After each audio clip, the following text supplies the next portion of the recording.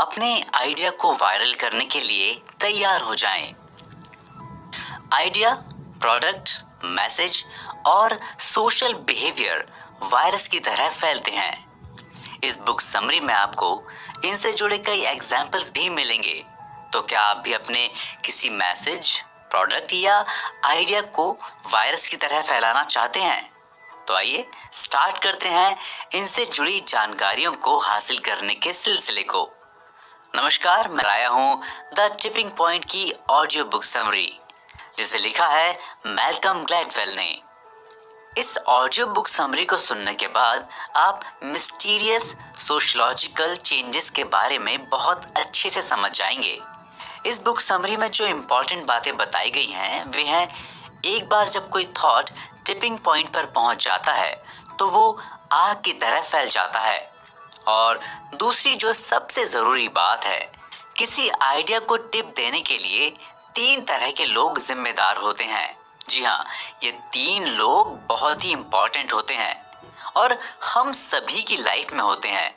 जो भी अपनी लाइफ में आगे बढ़ता है उसे आगे बढ़ने में किसी ना किसी तरह से इन 3 लोगों का बहुत बड़ा कंट्रीब्यूशन होता है।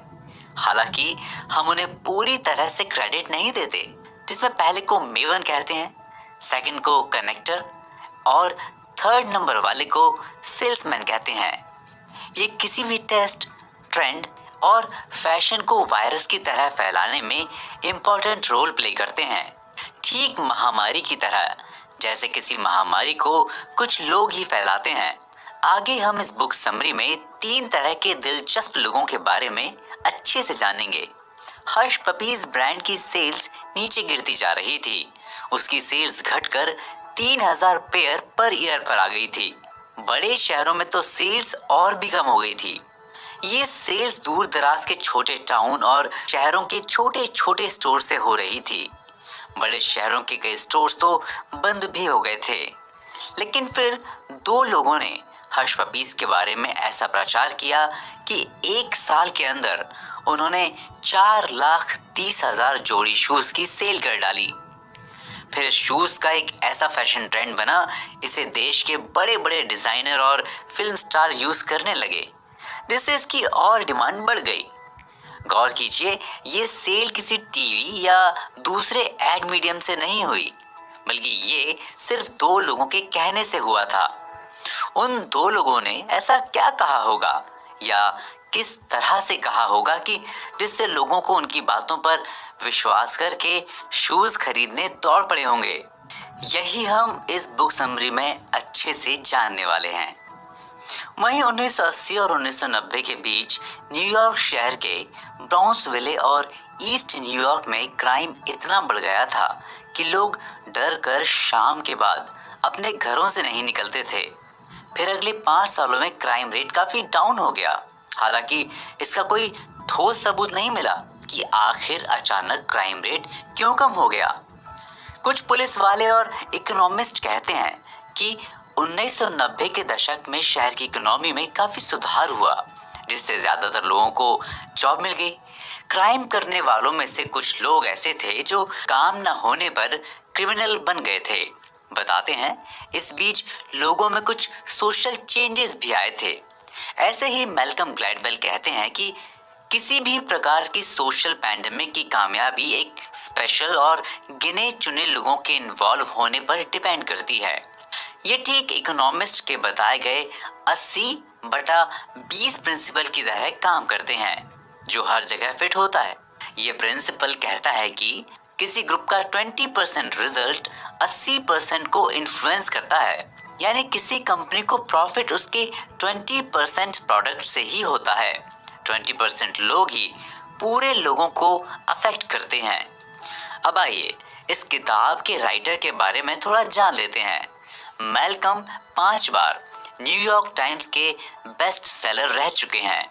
द टिपिंग पॉइंट मैल्कम की पहली बुक है और ये उनकी सबसे बड़ी हिट थी। इनकी सबसे बड़ी खासियत है कि ये स्ट्रॉन्ग थ्योरी और एनालिसिस को इस तरह से पेश करते हैं जो वेरिएशन देता है। जैसे वो इस किताब में लिखते हैं कि सोशल चेंज इतना अनस्टेबल और इनएक्सप्रेसिबल है क्योंकि हम सभी का नेचर यही है कि हम अनस्टेबल और इनएक्सप्रेसिबल हैं। आप हमारे बुक समरी सेक्शन में जाकर मैल्कम की 2 और बुक्स ब्लिंक और द आउटलायर्स की ऑडियो समरी भी सुन सकते हैं। इस बुक समरी में हम आगे एक ऐसे इंसान के बारे में जानेंगे जिसने कोलंबिया रिकॉर्ड क्लब को बनाने में उसकी हेल्प की। एक ऐसा मैसेज तैयार किया जिससे लिसनर्स पर ज्यादा से ज्यादा इम्पैक्ट पड़े। आगे हम इसमें डेलावेयर की एक हाईटेक कंपनी के बारे में जानेंगे जहां टिपिंग पॉइंट एक ऑर्गेनाइजेशन की लाइफ को चलाता है। ये जानेंगे कि कैसे पॉल रेवर ने रातों रात एक मैसेज को फैला दिया था जो अमेरिकी क्रांति की मुख्य वजह बना। किस तरह से न्यूयॉर्क के सबवे में अपराध महामारी का अंत हुआ। जब आप इस ऑडियो बुक समरी को अच्छे से सुनेंगे तो आपको पता चलेगा कि ऐसा क्या कारण था जिससे कुछ आइडिया या कुछ बिहेवियर या प्रोडक्ट वायरस की तरह फैले। हालांकि साथ ही साथ आपको ये भी पता चल जाएगा कि क्यों दुनिया में कुछ आइडियाज ही वायरल हो सके, बाकी के बारे में दुनिया नहीं जान सकी, जबकि उन्हें वायरल करने की कोशिश की गई थी। आगे आप ये भी जान जाएंगे कैसे अपनी खुद की पॉजिटिव एपिडेमिक को पर्पसफुली फैला और कंट्रोल कर सकते हैं। तो क्या आप भी अपने आइडियाज, प्रोडक्ट या बातचीत से लोगों को इम्प्रेस करना चाहते हैं या उसे लोगों के बीच वायरल करना चाहते हैं? तो फिर देर किस बात की, आइए इन बातों को अच्छे से समझते हैं और इसी के साथ चलते हैं अपने अगले चैप्टर पर। ट्रेंड भी महामारी की तरह फैल सकता है। मैल्कम ग्लैडवेल किसी कॉन्टेक्स्ट के इम्पोर्टेंस और सोशल एनवायरनमेंट के बारे में डिटेल से विचार करते हैं। साथ ही वो उन लोगों की एक आउटलाइन तैयार करते हैं जो किसी एपिडेमिक को फैलाने के इंट्रीगल पार्ट होते हैं। इसलिए मैल्कम उन बिजनेसमैन के लिए बिल्डिंग ब्लॉक्स प्रोवाइड करते हैं जो अपने प्रोडक्ट, सर्विस या आइडिया को वायरल कराना चाहते हैं। इम्पॉर्टेंट बात यह है कि आप भी इस किताब से जानकारियों को हासिल करके अपने आइडिया के जरूरी पॉइंट्स का पता लगाकर उस पर काम कर सकते हैं। मैल्कम की द टिपिंग पॉइंट इस बात पर विचार करती है कि कुछ प्रोडक्ट्स, मैसेज और आइडियाज आखिर क्यों वायरल हो जाते हैं। किताब के राइटर ने एपिडेमिक्स का एग्जाम्पल देकर इन बातों को समझाने की कोशिश की है। वो आगे लिखते हैं कि एपिडेमिक कुछ लोगों द्वारा फैलती है या फैलाई जाती है। बैल्टीमोर सिटी में मिड 1990 में सिफिलिस एपिडेमिक बहुत तेजी से फैल रही थी। ये बीमारी लगातार बढ़ती चली गई। जब सेंटर्स फॉर डिजीज कंट्रोल यानी CDC ने इसका पता लगाया कि आखिर बैल्टीमोर में सिफिलिस इतनी तेजी से क्यों फैली, तो इसके पीछे का मेन रीजन इलीगल बिजनेस और रिस्की सेक्सुअल बिहेवियर था। इन रीजन से HIV और सिफिलिस जैसी एपिडेमिक फैली थी। CDC की रिसर्च में ये भी पता चला कि कोकीन खरीदने के लिए बड़ी संख्या में लोग गरीब इलाकों की तरफ जाने लगे। वही लोग अपने साथ इन्फेक्शन को भी लेकर आए। यानी कोकीन के इलीगल बिजनेस की एक छोटी सी चोट ने सिफिलिस को एक महामारी में बदल दिया। फिर जब पता किया गया तो एक और नई बात सामने आई। बैल्टीमोर में कोकीन का बिकना 1990 से पहले से ही चालू था, तो अचानक मिड 90s में ही ये महामारी क्यों फैली? तो एक और बड़ा रीजन सामने आया कि सिटी एडमिनिस्ट्रेशन ने बहुत से वेनेरियल डिजीज क्लिनिक को बंद कर दिया। गिने चुने डॉक्टर्स बचे थे, साथ ही बहुत सा मेडिकल स्टाफ भी कम कर दिया गया था, जिसकी वजह से इन बीमारियों की बड़े लेवल पर जांच नहीं हो सकी और बीमारी फैलती चली गई। हालांकि रीजन चाहे जो रहा हो, बट ये इन्फेक्शन बढ़ता गया और काफी दिनों तक वहां के लोगों को परेशानी का सामना करना पड़ा। बताते हैं कि बाद में ये महामारी बैल्टीमोर के एक खास किस्म के बेहद गरीब और नशेड़ियों में पहुंच गई। इन्होंने इसे गांव या शहर के दूसरे हिस्सों में फैला दिया। जहां पर पहले से ये सिफिलिस नहीं थी, वहां भी इन लोगों ने उसको पहुंचा दिया। महामारी का तेजी से वायरल होने के कई रीजंस हो सकते हैं, लेकिन महामारी कुछ ऐसे लोगों की एक्टिविटी है जो इन्फेक्शियस एजेंट को इन्फेक्ट करती है, फिर वही बाकी लोगों को उसको फैलाने का काम करते हैं, जिससे ज्यादातर लोग बीमार या महामारी की चपेट में आ जाते हैं। जब महामारी अपने पीक पर होती है तब ये कंट्रोल से बाहर चली जाती है। तब अचानक एक एरिया में कुछ होने लगता है या उसमें चेंजेस आने लगते हैं। यानी आप इस प्रोसेस को इस तरह से समझ सकते हैं कि कुछ लोगों का इम्पोर्टेंस दूसरे लोगों से ज्यादा हो जाता है। यानी कुछ लोग किसी वायरस को तेजी से फैलाने का काम करते हैं। ये ऐसे लोग होते हैं जिन्हें ज्यादा लोग जानते हैं या ज्यादा लोगों तक इनकी पहुंच होती है। जैसे हम अपने पिछले चैप्टर में जान चुके हैं कि 20% लोग 80% लोगों को प्रभावित करते हैं। यानी 80% महामारी फैलाने का काम 20% लोग करते हैं। जैसे किसी कंपनी के 20% एम्प्लॉय 80% काम करते हैं, 20% क्रिमिनल्स 80% क्राइम करते हैं, 20% ड्राइवर्स 80% एक्सीडेंट का कारण बनते हैं और 20% बियर पीने वाले 80% बियर पी जाते हैं। इसी तरह कुछ लोग ही वायरस फैलाने का काम करते हैं।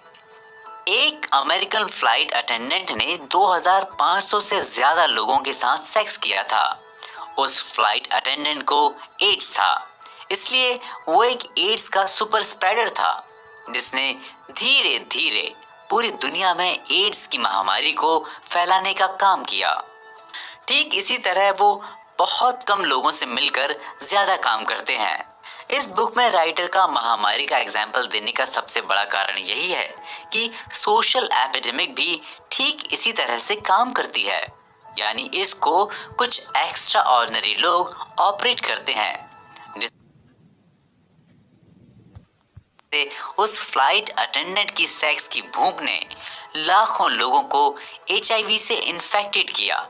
ठीक उसी तरह से कुछ एक्स्ट्रा ऑर्डिनरी लोग किसी आइडिया, प्रोडक्ट, बिहेवियर को वायरल करते हैं, यानी ज्यादा से ज्यादा लोगों तक पहुंचाते हैं। ये लोग फ्रेंडली, नॉलेजेबल, एनर्जेटिक और इन्फ्लुएंशियल होते हैं। उनके साथी या जानने वाले उनकी बातों पर विश्वास करते हैं। मतलब एक ऐसा एक्स्ट्रा ऑर्डिनरी इंसान जो किसी ट्रेंड को अपने सोशल नेटवर्क, एनर्जी, पॉजिटिविटी और पर्सनैलिटी को यूज करके दूसरों तक वर्बली फैला देता है। तो आइए इसी के साथ बढ़ते हैं अपने अगले चैप्टर पर, जानते हैं इस बुक की कुछ और भी जरूरी बातों को। मैसेज को भी कंटीजियस और मेमोरेबल बनाया जा सकता है। वायरोलॉजी एक वेल नोन थ्योरी है कि महामारी कुछ चुने हुए वाहनों के जरिए एक्स्ट्रा ऑर्डिनरी एफर्ट से पीक पर पहुंचती है। लेकिन कई बार ये तब भी पीक पर पहुंचती है जब समय के हिसाब से वो खुद को चेंज कर लेती है। अचानक वो स्लो रहती है, फिर अचानक देखते देखते पीक पर पहुंच जाती है। जैसे 1918 में आए फ्लू वायरस को स्टार्टिंग में ही पहचान लिया गया था। उस समय वो काफी स्लो था, इसीलिए उस पर ज्यादा ध्यान नहीं दिया गया। लेकिन गर्मियां आते आते उस वायरस में कुछ अजीब सा ट्रांसफॉर्मेशन हुआ और अगले 6 महीने के अंदर उसने दुनिया भर के 20 से 40 लाख लोगों की जान ले ली। पूरी दुनिया यही सोचती रही कि वायरस के फैलने के तरीके में कोई बदलाव नहीं आया था, लेकिन वायरस अचानक इतना ज्यादा डेडली कैसे हो गया? एड्स रिसर्चर जैब गाउडस्मिथ बताते हैं कि इस तरह की ड्रामेटिक ट्रांसफॉर्मेशन HIV के साथ भी हुई थी। शुरू में ये गिने चुने लोगों तक ही था, फिर अचानक ये पूरी दुनिया में फैल गया। उस समय गाउडस्मिथ की जिम्मेदारी न्यूमोसिस्टिक कारिनी निमोनिया या PCP के बारे में जानकारी हासिल करने की थी, जिसमें वो बताते हैं कि हमारे शरीर में इसके बैक्टीरिया शायद जन्म या ठीक उसके बाद से ही मौजूद होते हैं। ज्यादातर लोगों में ये हार्मलेस होते हैं क्योंकि हमारा इम्यून सिस्टम इन्हें आसानी से कंट्रोल कर लेता है। लेकिन जब कोई HIV पॉजिटिव हो जाता है तो इसके बैक्टीरिया हमारे इम्यून सिस्टम को खत्म कर देते हैं। तब ये अनकंट्रोल्ड हो जाते हैं और ये एक तरह से खतरनाक किस्म की निमोनिया का रूप धारण कर लेते हैं। फिर इंसान को अपनी जान से हाथ धोना पड़ता है। यही कारण है कि पीसीपी एड्स के रोगियों में बहुत कॉमन है। अब तो इसे किसी भी वायरस की मौजूदगी के स्पेशल साइन के रूप में देखा जाने लगा है। सेकेंड वर्ल्ड वॉर के ठीक बाद पीसीपी की महामारी ने ड्रेजिंग के बैटलिक पोर्ट शहर से शुरू होकर मिडिल यूरोप तक फैल गई थी, जिसमें हजारों छोटे छोटे बच्चों की जान चली गई थी। गाउडस्मिट का मानना है कि पॉसिबिलिटी ये है कि ये वायरस किसी हॉस्पिटल में एंटर किया होगा, एक बच्चे से फैलते फैलते दूसरों में फैलता चला गया। इसका रीजन सिरिंज ब्लड ट्रांसफ्यूजन और एंटीबायोटिक इंजेक्शन में बार बार यूज करने से भी हो सकता है। इसी तरह अर्ली 1980s में HIV महामारी अपने पीक पर थी, जिसका रीजन सिर्फ मेल होमोसेक्सुअल के सेक्सुअल बिहेवियर में बड़ा बदलाव ही नहीं था, बल्कि वायरस के तेजी से फैलने में HIV का खुद में ट्रांसफॉर्मेशन भी था। कुछ रीजन से ये वायरस एक्सट्रीमली डेंजरस हो गया। इससे जो एक बार इन्फेक्टेड हो जाता है वो हमेशा इन्फेक्टेड ही रहता है, यानी जिसमें एक बार एंटर करता है उसमें ये हमेशा के लिए अपना घर बना लेता है। ठीक इसी तरह पीक पर पहुंचने का ये कॉन्सेप्ट हमारे सोशल एपिडेमिक के बिहेवियर पर भी काफी हद तक अप्लाई करता है। जैसे हम अपना कोई मैसेज भेजना चाहते हैं या फिर कोई पोस्ट वायरल करना चाहते हैं, तो हम यही सोचते हैं कि हम उसे ज्यादा से ज्यादा कंटेजियस बनाएं, जिससे वो ज्यादा से ज्यादा लोगों तक पहुंच सके। ठीक इसी तरह हम अपने प्रोडक्ट और आइडिया के बारे में भी सोचते हैं कि उसमें ऐसी क्या इन्फेक्शियसनेस हो जिससे वो काफी लोगों को इन्फेक्ट कर सके, यानी ठीक HIV की ही तरह लोगों में हमेशा बनी रहे। बनी रहे का मतलब मैसेज, आइडिया या प्रोडक्ट अपना ऐसा इम्पैक्ट डाले कि वो हमेशा बना रहे, यानी वो समाज में बहुत दिनों तक बना रहे, उस पर काफी दिनों तक चर्चा होती रहे। ठीक इन्हीं बीमारियों की तरह ये एक कान में पहुंचकर दूसरे कान से होता हुआ बहुत से लोगों के कानों तक पहुंच जाता है। फिर सुनने वाले इसके बारे में और लोगों को बता देते हैं।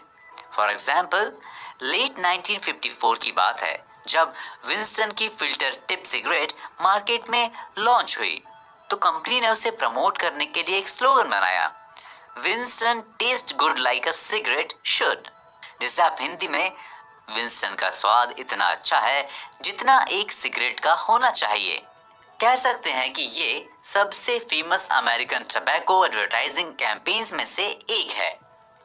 इसी की वजह से विंस्टन सिगरेट एक महामारी की तरह फैलती चली गई। उस दौरान ये स्लोगन इतना फेमस हो गया था कि अगर कोई स्लोगन का हाफ पार्ट जैसे विंस्टन टेस्ट गुड बोल दे तो दूसरा स्लोगन को लाइक अ सिगरेट शुड बोलकर पूरा कर देता था। फिर इसका एक जिंगल बना जो 20th सेंचुरी के दौरान यूनाइटेड स्टेट्स में 10 best radio and television jingles की लिस्ट में था। इसी तरह लोग अपनी बात को कंटेजियस यानी संक्रामक बनाना चाहते हैं, जिससे वो ज्यादा से ज्यादा लोगों तक पहुंच सकें।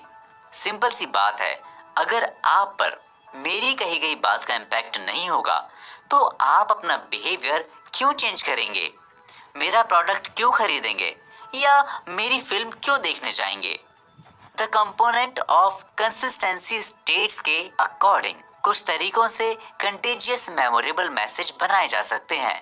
इंफॉर्मेशन को प्रेजेंट करने और बनाने में कुछ कंपैरेटिवली सिंपल चेंजेस की हेल्प से इम्पैक्ट डाला जा सकता है। तो चलिए इसी के साथ बढ़ते हैं अपने अगले चैप्टर पर। मेरे साथ यूं ही बने रहें और द टिपिंग पॉइंट की ऑडियो बुक समरी सुनते रहें। पॉल रिवियर्स राइट, एक ऐसी हकीकत जो आज सुनने में कहानी जैसी लगती है। इस कहानी का हीरो अमेरिकन हिस्ट्री का एक बहुत बड़ा नाम है। इस कहानी को अमेरिका के स्कूलों में हर बच्चे को सुनाया जाता है। ये कहानी बताती है कि अमेरिकन रिवॉल्यूशन किस तरह से स्टार्ट हुआ था। जी हाँ, ये एक महामारी की तरह फैले हुए मैसेज से शुरू हुआ था। 18 अप्रैल 1975 की एक दोपहर की बात है। एक अस्तबल में काम करने वाले एक लड़के ने तो ब्रिटिशर्स की एक ऐसी बात को सुना जो रातों रात तेजी से फैल गई यानी आज की लैंग्वेज में बात करें तो वायरल हो गई। उसने सुना कि ब्रिटिश मिलिट्री ऑफिसर एक दूसरे साथी से कहता है कि कल सबक सिखाना है। बस यही एक छोटा सा मैसेज था जो ब्रिटिशर्स के लिए काल बन गया। उस लड़के को लगा इसमें ब्रिटिशर्स की जरूर कोई साजिश छुपी है। उसने तुरंत जाकर ये बात रिवियर नाम के एक गोल्डस्मिथ को बता दी। रिवियर ने इस मैसेज को बहुत सीरियसली लिया। उसे लगा कि ये कोई अफवाह नहीं, इसमें कहीं ना कहीं सच्चाई है। रिवियर का इस मैसेज पर भरोसा करने का दूसरा भी रीजन था।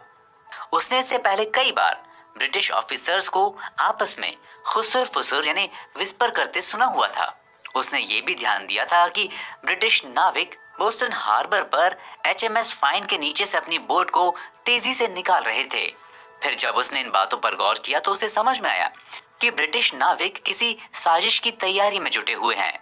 उसे पूरी तरह से उस लड़के की बात पर बिलीव हो जाता है कि ब्रिटिशर्स कुछ न कुछ करने वाले हैं। दोपहर होने से पहले रिवियर और उसके एक क्लोज फ्रेंड जोसेफ वॉरेन को लगा कि ब्रिटिशर्स बोस्टन के उत्तर पश्चिम में स्थित चार्ल्स टाउन शहर में जाकर कॉलोनियल लीडर्स डॉन हैनकॉक और सैमुअल एडम्स को गिरफ्तार करेंगे। रिवियर ने हिम्मत जुटाई और बोस्टन हार्बर से एक बोट लेकर चार्ल्स टाउन पहुंच गया। चार्ल्स टाउन पहुंचते पहुंचते उसे रात हो गई और वो वहां से एक घोड़ा लेता है और 2 घंटे के अंदर 13 मील का सफर तय करता है। वो चार्ल्स टाउन के हर कस्बे मैनफोर्ड, नॉर्थ कैम्ब्रिज, मैनोटॉमी होता हुआ निकलता है। वो जहां से निकलता है घरों के दरवाजों को नॉक करता है और इस मैसेज को बताता चला जाता है कि ब्रिटिशर्स हमला करने वाले हैं। फिर क्या, रिवियर का ये मैसेज वायरस की तरह फैलता चला गया। जो सुनता वही अपना घोड़ा उठाकर दौड़ पड़ता और हर पॉसिबल जगह पहुंचकर मैसेज को पास करता चला जाता। रात में 1 बजे तक ये खबर लिंकन मैसाचुसेट्स और सुबह 3 बजे तक बोस्टन पहुंच चुकी थी। अगले दिन सुबह 9 बजे तक ये खबर दूर दराज के ग्रामीण इलाकों तक भी पहुंच चुकी थी। जब 19 अप्रैल को ब्रिटिशर्स अपना मार्च लेक्सिंगटन की ओर लेकर चलते हैं तो उन पर कुछ ग्रामीण इलाके के लोग अटैक कर देते हैं। ये अटैक इतना प्लान वे में और खतरनाक था कि ब्रिटिशर्स शॉक्ड रह जाते हैं। उस दिन उस लोकल आर्मी ने ब्रिटिशर्स का पूरे जोर शोर से मुकाबला किया और इस लड़ाई में उनकी जीत हुई और वहीं से एक बैटल की शुरुआत होती है जिसे अमेरिकन रिवॉल्यूशन कहा जाता है। अगर आप यहाँ गौर करेंगे तो पाएंगे कि रिवियर ने जिस तरह से अपने मैसेज को लोगों तक पहुंचाया था उसके लिए उसने अपना सब कुछ दांव पर लगा दिया था। वो वर्बल महामारी का सबसे फेमस हिस्टोरिकल एग्जाम्पल है। मतलब ये एक छोटा सा मैसेज था जो पूरी तरह से क्लियर भी नहीं था, लेकिन वो रातों रात तेजी से फैला, जिसे आप कह सकते हैं कि वायरल हुआ। उसका इम्पैक्ट लोगों पर इस कदर हुआ कि वे एक आर्मी की तरह हथियार लेकर मुकाबले के लिए तैयार हो गए। हालांकि हर वर्बल महामारी इतनी सनसनीखेज नहीं होती। कुछ अपना असर दिखा पाती हैं लेकिन कुछ फेल हो जाती हैं। उसका सबसे बड़ा कारण उसमें कितनी इन्फेक्टिविटी है, यानी उसे किस तरह से फैलाया जा रहा है। कभी कभी वर्बल महामारी किसी मल्टी मिलियन डॉलर के एड के इम्पैक्ट से भी ज्यादा पावरफुल होती है। थोड़ी देर के लिए सोचें कि आपने बहुत से रेस्टोरेंट में खाना खाने और कोई महंगा कपड़ा खरीदने, किसी मोबाइल को लेने या किसी मूवी को देखने का विचार तब बनाया होगा जब आपके किसी फ्रेंड ने उसके बारे में बताया होगा। यानी आपके फ्रेंड का रिकमेंडेशन इतना इम्पैक्टफुल रहा होगा कि आप उससे तुरंत इन्फेक्टेड हो गए होंगे। हालांकि मार्केटिंग के इतने मीडियम हो गए हैं कि इस तरह की वर्बल मार्केटिंग या माउथ पब्लिसिटी पर जोर नहीं दिया जाता, लेकिन आज भी ये अपने पूरे फॉर्म में है। आज भी लोग वर्बल प्रमोशन करते हैं, एक दूसरे को इंफॉर्मेशन भेजते हैं। बस उस वर्बल महामारी में वो इन्फेक्टिविटी यानी संक्रामकता होनी चाहिए जो तेजी से फैल सके। कभी कभी कुछ रेस्टोरेंट खुलते ही ग्राहकों से भरने लगते हैं और कुछ जुबानी प्रचार के बाद भी नहीं भर पाते, क्योंकि वो मैसेज उतना सेंसेशन पैदा नहीं कर पाता जितना रिवियर के उस मैसेज ने किया था। कुछ मैसेजेस को लेकर दो लोग एक साथ निकले थे, एक रिवियर और दूसरा उसका साथी विलियम डाविस। लेकिन डाविस का मैसेज उतना सेंसेशन नहीं फैला पाया जितना रिवियर का मैसेज। तो आइए इसी कड़ी में हम कुछ और ऐसे लोगों के बारे में जानते हैं जो हमारी लाइफ में बहुत बड़ा रोल प्ले करते हैं। इसी के साथ बढ़ते हैं अपने अगले चैप्टर पर। कनेक्टर। हम जिस भी मुकाम पर पहुंचते हैं उसमें कुछ लोगों का बहुत बड़ा रोल होता है, हालांकि इन्हें हम पूरी तरह से क्रेडिट नहीं देते। ऐसे लोग हमारी सोसाइटी में मौजूद हैं या कहिए हमारे आसपास ही रहते हैं। मैल्कम उन लोगों को 3 कैटेगरी में डिवाइड करते हैं, जिसमें से पहले नंबर पर है कनेक्टर, दूसरे पर है मेवन और थर्ड नंबर पर आते हैं सेल्समैन। लेट 1960s में साइकोलॉजिस्ट स्टैनली मिलग्रैम ने एक एक्सपेरिमेंट किया जिसे उन्होंने स्मॉल वर्ल्ड एक्सपेरिमेंट का नाम दिया। उन्होंने सोचा कि इंसान एक सोशल बीइंग है, ये कहीं ना कहीं एक दूसरे से जुड़े हुए हैं, लेकिन ये कैसे जुड़े हुए हैं ये वो जानना चाहते थे। जैसे सभी इंसान अलग अलग दुनिया से आते हैं बट इंडिपेंडेंटली काम करते हैं। अगर दुनिया के दो लोगों के बीच कनेक्शन बनाया जाए तो उसमें कितना टाइम लगेगा। फिर उन्होंने अपने इन सवालों के जवाब को खोजने के लिए एक मेथड अपनाया। इस एक्सपेरिमेंट के लिए उन्होंने नेब्रास्का और ओमाहा में रहने वाले 160 लोगों को सेलेक्ट किया। फिर उनके नाम से एक पैकेट पोस्ट किया। उस पैकेट में एक स्टॉक ब्रोकर का नाम था जो बोस्टन में काम करता था और मैसाचुसेट्स के शैरॉन में रहता था। सभी को ये डायरेक्शन दिया गया कि वो उस पैकेट पर अपना नाम लिखकर अपने किसी ऐसे फ्रेंड को या रिलेटिव को भेज दें जिसकी हेल्प से वो पैकेट स्टॉक ब्रोकर तक पहुंच जाए। फिर इस प्रोसेस के बाद मिलग्रैम उन सभी लोगों की खोज करेंगे जिन लोगों के थ्रू वो पैकेट स्टॉक ब्रोकर तक पहुंचेगा, जिससे वो पता लगा सकेंगे कि देश के एक कोने में बैठा हुआ इंसान दूसरे से कितने करीब से जुड़ा हुआ है। फिर मिलग्रैम को बाद में पता चलता है कि ज्यादातर लेटर स्टॉक ब्रोकर तक 5 से 6 स्टेप में पहुंचते थे। इस एक्सपेरिमेंट को 6 डिग्री का सेपरेशन यानी दुनिया के दो लोगों को आपस में कनेक्शन बनाने के लिए करीब 6 स्टेप की जरूरत होती है, जिसमें सभी स्टेप एक बराबर नहीं होते। जब मिलग्रैम ने इस पर एनालिसिस किया तो उन्होंने पाया कि उस स्टॉक ब्रोकर के घर पहुंचने वाले ज्यादातर लेटर 3 लोगों के जरिए पहुंचे थे। अब इस पर गौर करने वाली बात यह है कि दर्जनों लोगों ने इतने बड़े शहर में लेटर पहुंचाने के लिए सिर्फ इन्हीं 3 लोगों को ही चुना।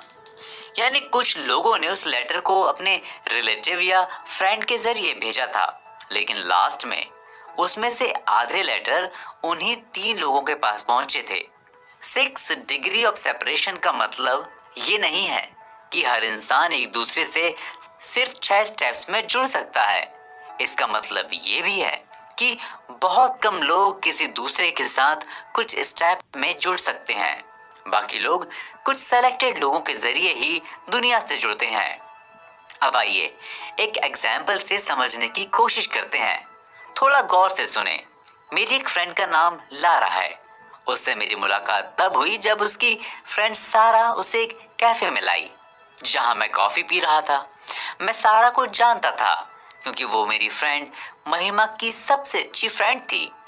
महिमा को मैं तब से जानता था जब मेरे फ्रेंड राहुल ने मुझे एक बार उसकी केयर करने के लिए कहा था। राहुल को मैं अपने एक और फ्रेंड सैम की वजह से जानता था।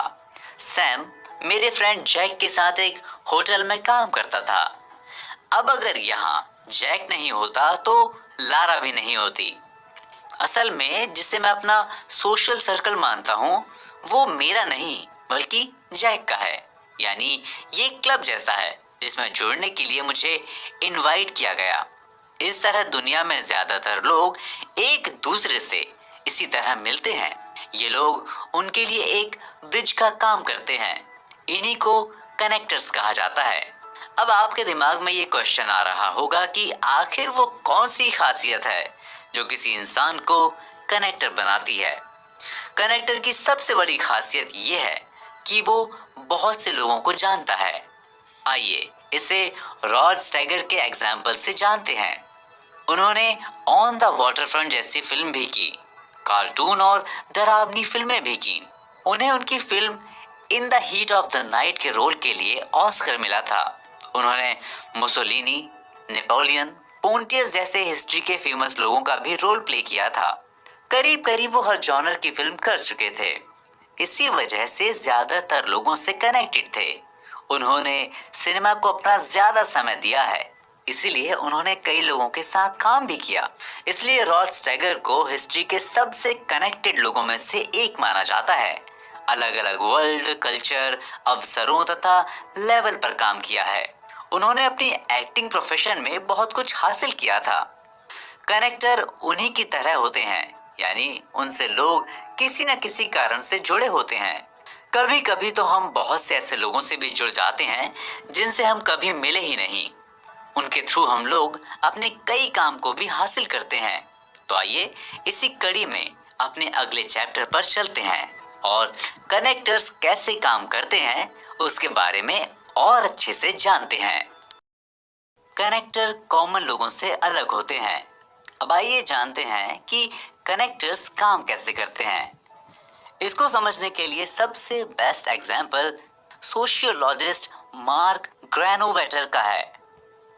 ग्रेनोवेटर की एक स्टडी है जिसका टाइटल है गेटिंग अ जॉब। उन्होंने अपनी स्टडी के लिए 100 प्रोफेशनल और टेक्निकल स्टाफ को चुना था। उन्होंने उनका इंटरव्यू लिया जिसमें उनके एम्प्लॉयमेंट हिस्ट्री को डिस्क्राइब करने के लिए कहा गया। इससे उन्हें ये बात पता चली कि 56% लोगों को जॉब उनकी पर्सनल कॉन्टैक्ट से मिला था। बाकी 18.8% को formal resources, advertisement, placement agencies आदि के थ्रू मिली थी। करीब 20% लोगों ने सीधे अप्लाई करके जॉब को हासिल किया था। अब इसमें सबसे ज्यादा सरप्राइज करने वाली बात यह है कि किसी चीज को हासिल करने का सबसे अच्छा मेथड पर्सनल सिलेक्शन या कांटेक्ट होता है। उनकी इसी स्टडी में एक और चौंकाने वाली बात का पता चला था। जिन्होंने अपने पर्सनल कांटेक्ट को यूज किया था वो डायरेक्ट ना होकर वाया था, यानी पर्सनल कांटेक्ट में से ज्यादातर वीक रिलेशन थे जिनसे उनकी ज्यादा मुलाकात नहीं थी। जॉब पाने वाले लोगों ने जिन लोगों के पर्सनल कांटेक्ट को यूज किया था उनमें से 16.7% से वो ज्यादातर मिलते थे, 55.6% से कभी कभार मिलते थे और वहीं 28% से वो अपने किसी जान पहचान वाले के थ्रू जानते थे या मुश्किल से कभी मिले थे। तो यहाँ ये बात साबित होती है कि ज्यादातर लोगों को जॉब अपनी डायरेक्ट रिलेटिव या फ्रेंड के थ्रू नहीं मिले थे, बल्कि जान पहचान वाले के थ्रू मिले थे। इसका सबसे बड़ा कारण ये है कि जब जॉब खोजने की बात आती है या कोई मैसेज, इंफॉर्मेशन या आइडिया लेना होता है, तब आपके कमजोर रिलेशन हमेशा मजबूत वाले से ज्यादा इम्पोर्टेंट होते हैं, क्योंकि आपके जो पक्के दोस्त होते हैं या क्लोज रिलेटिव होते हैं उनसे आप स्कूल में, पार्टियों में या रिलीजियस प्लेसेस पर मिलते ही रहते हैं। उनके पास जितने आइडियाज या इंफॉर्मेशन होती है वे सब तो आप जान ही जाते हैं, बट जिनसे आप कभी कभार मिलते हैं या किसी के थ्रू जानते हैं तो उनसे आपको ज्यादा जानकारी या आइडियाज मिलते हैं। इसलिए ये जॉब मिलने के सबसे अच्छे कांटेक्ट होते हैं। जान पहचान वाले सोशल पावर के रिसोर्स के बेहतरीन रिप्रेजेंटेटिव होते हैं। इसलिए कहा जाता है कि आपकी जान पहचान जितने ज्यादा लोगों से होगी आप उतने ही ज्यादा पावरफुल होंगे। इसलिए कनेक्टर एक्स्ट्राऑर्डिनरी पावरफुल होते हैं। अगर आप ऐसे लोगों को जानते हैं या ऐसे लोगों से जुड़ते हैं तो वे आपको उन अवसरों और दुनिया तक पहुंचा देंगे जिनसे आपका कोई डायरेक्ट कनेक्शन नहीं होता। इसलिए जब कोई आइडिया, प्रोडक्ट या मैसेज कनेक्टर के थ्रू पास होता है तो वो ज्यादा पावरफुल हो जाता है, वो ज्यादा लोगों तक पहुंच जाता है। ये प्रिंसिपल केवल जॉब तक ही लिमिटेड नहीं है। ये रेस्टोरेंट्स, मूवी, फैशन, ट्रेंड्स या किसी भी चीज पर लागू हो सकता है जिसमें वर्बल प्रोपेगेंडा पॉसिबल हो। जैसे बहुत से फैशन ट्रेंड इसलिए फेल हो जाते हैं क्योंकि उन्हें कोई कनेक्टर नहीं मिल पाता। आज के समय में हम अगर बात करें तो फिल्म क्रिटिक्स एक कनेक्टर्स हैं जो फिल्म को एनालिसिस करते हैं और बताते हैं कि ये फिल्म कितनी नई है, कितनी अच्छी है और ये इस फिल्म की खासियत क्या है, और लोग उनकी बातों को सुनकर मूवी देखने जाते हैं। इसी तरह इन्फ्लुएंसर्स काम करते हैं। जैसे आपने इंस्टाग्राम पर देखा होगा कि इन्फ्लुएंसर्स पहले तो कॉमिक वीडियोस या वायरल मीम बनाते हैं। जब एक बार वो मीम वायरल हो जाता है और वो इन्फ्लुएंसर बन जाते हैं, उन्हें लोग फॉलो करने लगते हैं, तो वो प्रोडक्ट प्रमोशन करते हैं और इस तरह वो लोगों को इन्फ्लुएंस करते हैं। ये फ्रेंडली, सोशल और किस्मत वाले इंसान होते हैं। जैसे पॉल रिवियर काफी फेमस पर्सनालिटी थे। उन पर बाद में एक किताब भी लिखी गई जिसका नाम है पॉल रिवियर्स राइड। इसमें उन्हें एक सुपरनैचुरल टैलेंट बताया गया है। जब वो घोड़े से निकले थे तब उनको अच्छी तरह से मालूम था इस मैसेज को दूर तक किस तरह फैलाया जा सकता है। जब चलते वक्त वो लोगों को सड़क पर देख रहे थे तो उनसे एक सोशल इंसान की तरह बात करते थे, अपने मैसेज के बारे में बताते थे। जब वो किसी सिटी में एंटर करते थे तो उन्हें ये भी मालूम था कि किसका दरवाजा नॉक करना है, किस इंसान को बताना है, जिससे मैसेज ज्यादा से ज्यादा लोगों तक पहुंच सके। वो लोकल सिविलियन लीडर शहर के इंपॉर्टेंट लोगों को जानते थे। वहीं विलियम डाविस की बात करें तो दोनों ने एक साथ सफर स्टार्ट किया था और करीब 17 मील के सफर में उसने मुश्किल से ही कुछ लोगों को वो बात बताई होगी।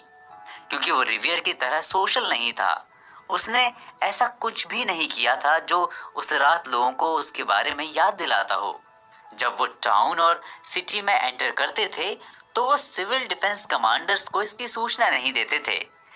वहीं सबसे बड़ी बात कि चावेस सोशल सर्कल वाला इंसान नहीं था जैसे हम में से ज्यादातर लोग होते हैं। जब वो किसी बड़े शहर में जाते हैं तो उन्हें ये पता नहीं होता उन्हें वहां किससे मिलना चाहिए। इसलिए कहा जाता है कि वर्बल प्रमोशन की महामारी सिर्फ कनेक्टर ही फैला सकते हैं, कोई आम इंसान नहीं। तो आइए इसी के साथ बढ़ते हैं अपने अगले चैप्टर पर। मेरे साथ यूं ही बने रहें और सुनते रहें द टिपिंग पॉइंट की audio book summary. Maven, social epidemic के मामले में सिर्फ कनेक्टर ही इम्पोर्टेंट नहीं होते, इसमें दो और लोगों का अहम रोल होता है। तो जैसे पॉल रिवियर कनेक्टर थे, उसी तरह दो और लोग हैं जिसमें सेकंड नंबर पर मैवन होते हैं जिनका काम वर्बल प्रमोशन की महामारी को कंट्रोल करना होता है। दोस्तों, आप सुन रहे हैं द टिपिंग पॉइंट की ऑडियो बुक समरी। तो आइए सेकंड नंबर वाले इंसान यानी मैवन के बारे में जानते हैं। क्योंकि हार्शो ने अपनी बेटी के फ्रेंड के रेस्टोरेंट को प्रमोट करने के लिए कई लोगों को फैक्स भेजा था, बट उनमें से कुछ लोगों को वो रेस्टोरेंट मिल ही नहीं पाया था। तब उन्हें किसी और ने उस रेस्टोरेंट के बारे में बताया। जैसे हर्ष पपीज के शूज को दूर तक पहुंचाने का काम कनेक्टर ने किया। बट क्या आपको मालूम है कि उन शूज के बारे में कनेक्टर्स को किसने बताया था? अगर आप सोशल महामारी को हर एंगल से देखेंगे तो आपको ये क्लियर हो जाएगा कि जिस तरह से कनेक्टर हमें दूसरे लोगों से जोड़ने का काम करते हैं, उसी तरह मैवन भी हमें कई सही जानकारियों से रूबरू कराते हैं। इनमें से कुछ लोग स्पेशलिस्ट होते हैं और कुछ लोग इंफॉर्मेशन स्पेशलिस्ट, तो कुछ लोग दोनों होते हैं। मैवन यहूदी लैंग्वेज का एक वर्ड है जिसका मतलब होता है एक ऐसा इंसान जो नॉलेज को स्टोर करता है। अभी कुछ साल पहले इकोनॉमिस्ट ने मैवन पर रिसर्च किया था जिसमें उन्हें कुछ इंपॉर्टेंट बातें पता चली थी। मार्केट इंफॉर्मेशन पर डिपेंड होता है और जिन लोगों के पास ये इंफॉर्मेशन होती है वे इम्पोर्टेंट लोग होते हैं। जैसे कई बार सुपरमार्केट अपने किसी प्रोडक्ट की सेल बढ़ाने के लिए उसके सामने कोई प्रमोशन स्टिकर लगा देते हैं। सबसे सस्ता दिन जैसा कोई स्टिकर लगा देते हैं जिसे देखकर लोग खरीदारी करते हैं। क्योंकि ज्यादातर लोग प्राइस नहीं देखते और ये बात भी रिटेलर को मालूम है कि ऐसा बहुत कम लोग करते हैं, इसलिए वो ऐसे प्रमोशन स्टिकर लगाकर अपनी चीजों को सेल करना चाहते हैं।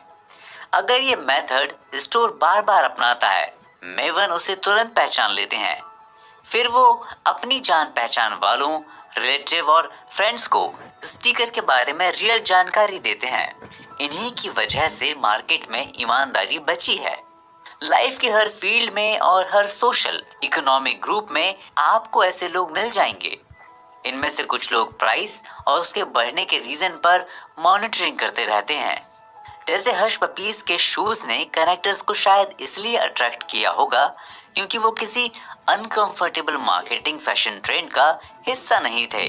शायद कोई मेवन न्यू आइडियाज की तलाश में छोटे कस्बों की ओर गया होगा और उसने वहां हर्ष पपीज के शूज को देखा होगा जो काफी किफायती दामों में मिल रहे होंगे, और उसने इस बात को आकर अपने फ्रेंड्स से बताई होगी।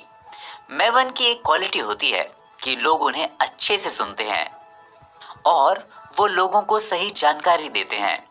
एक तरह से आप मेवन को इंफॉर्मेशन का ब्रोकर कह सकते हैं। उन्हें चीजों के बारे में अपनी राय को शेयर करने के लिए जाना जाता है। सोशल महामारी में मेवन डेटा बैंक की तरह होते हैं। वो मैसेज देते हैं।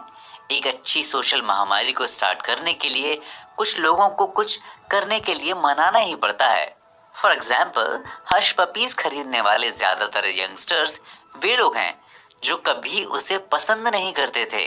उन्होंने मेवन से सुना और फिर उसके बारे में अपनी राय बदली और हर्ष पपीज को लाइक करने लगे। इसी तरह पॉल रिवियर के मैसेज देने के बाद सिविल डिफेंस के सभी जवान इकट्ठे हुए होंगे और अगली सुबह ब्रिटिशर्स का सामना करने की प्लानिंग की होगी। बट ये एक ऑटोमेटिक प्रोसेस नहीं हो सकती। कुछ लोगों ने रिवियर के मैसेज को सही से दूसरों को बताया होगा, उन्हें इस मैसेज से होने वाले फायदे बताए होंगे। फाइनली सब किसी एक बात पर अग्री हुए ही होंगे। इसमें मेवन का बहुत बड़ा हाथ रहा होगा, जिन्होंने कॉमन लोगों को उस सेफ्टी के सही मायने को बताया होगा। मेवन को जो बात दूसरे लोगों से अलग करती है वो ये नहीं है कि उसके पास इंफॉर्मेशन होती है, बल्कि वो उन्हें कैसे दूसरों को देते हैं। वो किसी भी जानकारी को इस तरह से देते हैं कि सुनने वाला तुरंत उनसे अट्रैक्ट हो जाता है। मेवन को ऐसी चीजों के बारे में पता होता है जो कॉमन लोग नहीं जानते। वो कॉमन लोगों से ज्यादा मैगजीन, न्यूज़पेपर पढ़ते हैं, यहाँ तक कि ये लोग जंक मेल भी पढ़ते हैं। अगर आपका नया टेलीविजन या मोबाइल फोन खराब हो जाए और आप अपने किसी मेवन फ्रेंड को जानते हैं तो आपको उसका सल्यूशन फटाफट मिल जाएगा। कैसे करना है, कहाँ जाना है, कितना खर्च होगा, ये सारी इंफॉर्मेशन मेवन आपको दे देंगे। इस तरह से आप कह सकते हैं कि मेवन में वे नॉलेज और सोशल स्किल्स होती हैं जिससे वो वर्बल प्रमोशन की महामारी की शुरुआत करते हैं। तो आइए इसी के साथ बढ़ते हैं अपने अगले चैप्टर पर। सेल्समैन। तो अभी तक आपने ये समझ लिया होगा कि सोशल महामारी में मेवन डेटा बैंक की तरह होते हैं। वो मैसेज देने का काम करते हैं, कनेक्टर उनके मैसेजेस को फैलाने का काम करते हैं। बट इनके अलावा कुछ और लोग भी होते हैं जो वर्बल प्रमोशन की महामारी को पीक पर पहुंचाने का काम करते हैं। ये भी मेवन और कनेक्टर की तरह ही इम्पोर्टेंट होते हैं। इन्हीं को सेल्समैन कहा जाता है। सेल्समैन अपने स्किल्स से हमें वो बातें बताते हैं जिन बातों को आप पहले से सुनकर भी उन पर विश्वास नहीं करते, लेकिन सेल्समैन से उन्हीं बातों को सुनकर विश्वास करने लगते हैं। अभी आइए जानते हैं इन्हें कौन सी चीज एक्सपर्ट बनाती है। लेखक टॉम का एग्जाम्पल देते हुए समझाते हैं।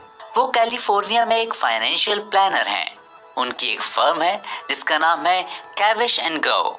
ये दक्षिणी कैलिफोर्निया में अपनी फील्ड में सबसे बड़ी और देश की टॉप फाइनेंशियल प्लानिंग फर्म में से एक है। इसका एक साल का प्रॉफिट $1 मिलियन है। टॉम का प्रोफेशन अपनी फाइनेंशियल प्लानिंग सर्विसेज को बेचना है, बट उनका कॉन्फिडेंस ये है कि वो कुछ भी बेच सकते हैं। अगर आप किसी ऐसे सेल्समैन की पिक्चर अपने दिमाग में बनाते हैं जो किसी को भी फुसलाकर कुछ भी बेच सकता है, तो आप टॉम गाओ को अपने दिमाग में रख लें। गाओ कहते हैं कि जब वो अपने कस्टमर से मिलते हैं तो उन्हें बताते हैं कि उनकी 2 फैमिलीज हैं, एक मेरे वाइफ और बच्चे और दूसरे आप लोग। वो फास्ट लेकिन कंसाइज एंड फ्लुएंट बोलते हैं। वो अपने बारे में बताते हुए कहते हैं कि उन्हें अपना काम बहुत पसंद है, वो वर्कहॉलिक हैं और सुबह 7 बजे से अपने काम पर आ जाते हैं और रात के 9 बजे वापस जाते हैं। वो बहुत सारे पैसे का मैनेजमेंट करते हैं।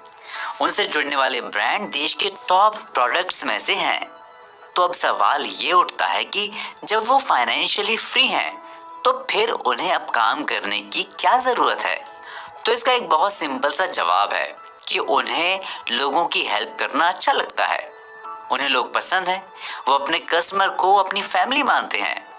गाओ के पास एक लॉ फर्म भी है जो कैविश एंड गाओ से ही जुड़ी हुई है। वो फाइनेंशियल प्लानिंग से जुड़े पेपर वर्क और दूसरे कानूनी मामलों को संभालती है। साथ ही उनके अंडर में बीमा जरूरतों को हैंडल करने के लिए इंश्योरेंस स्पेशलिस्ट हैं, इन्वेस्ट के मैटर को देखने वाले स्टॉक ब्रोकर और सीनियर कस्टमर्स को देखने के लिए रिटायरमेंट स्पेशलिस्ट भी हैं। गांव की एक और बड़ी खासियत है कि उनमें एक इन्फेक्टिविटी है जो इतनी पावरफुल है कि जो उनकी कही बातों को सुन लेता है वो उनकी वर्बल महामारी से इन्फेक्टेड हो जाता है। इन्हीं कारणों से उनसे जो मिलता है वो उनकी बात से तुरंत अग्री कर जाता है। उनकी एनर्जी, अट्रैक्शन और सोशल पर्सनैलिटी कमाल की हैं। वो हमेशा खुश दिखाई देते हैं। वो किसी से बात करते हैं तो उसे ऐसा फील कराते हैं जैसे वो उसके वेल विशर हों। वो बताते हैं कि पॉजिटिव थिंकिंग की पावर बहुत सी चीज़ों को कंट्रोल कर लेती है। ऐसे बहुत सारे लोग हैं जो नेगेटिव हैं। वे उनसे कई बार कहेंगे कि आप नहीं कर पाएंगे, बट वो लास्ट तक कहते रहते हैं कि मैं कर सकता हूँ। गाओ बताते हैं कि करीब 5 साल पहले की बात है। वो अपनी फैमिली के साथ एशलैंड ऑरेगन में थे।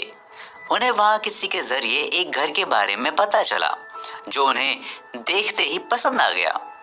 उसका ओनर उसे बेचने के लिए तैयार था, बट वो मार्केट रेट से थोड़ा ज्यादा था, इसलिए बिक नहीं पा रहा था। उन्होंने अपनी वाइफ से कहा कि देखना, मैं जो भी करने वाला हूँ वो बहुत ही अमेजिंग होगा। मैं उस प्रॉपर्टी की इतनी कम कीमत लगाऊंगा कि सुनने वाले को मजाक लगेगा, वो चौंक जाएगा।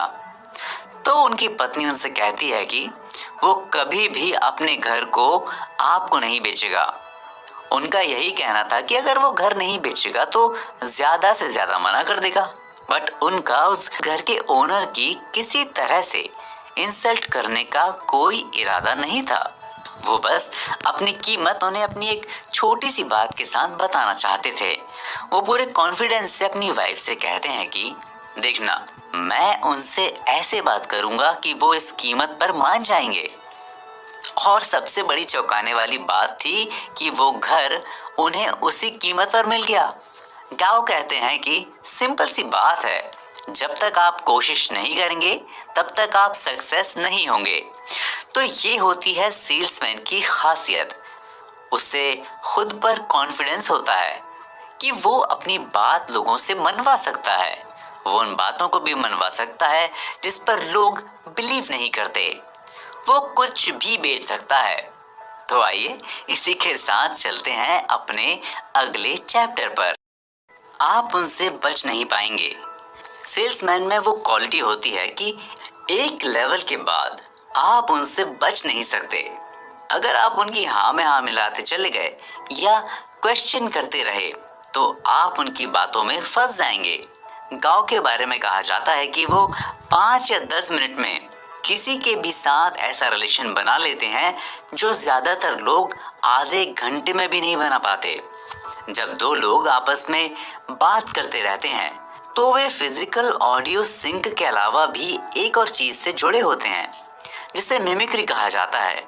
जैसे अगर आप किसी को स्माइल करते हुए फेस के साथ मिलेंगे तो कहीं ना कहीं वो भी स्माइल कर देगा। अगर आप किसी से टेंशन वाले फेस से मिलते हैं तो वो भी टेंशन में आ जाएगा। भले ही वो थोड़ी देर के लिए ही फील करे।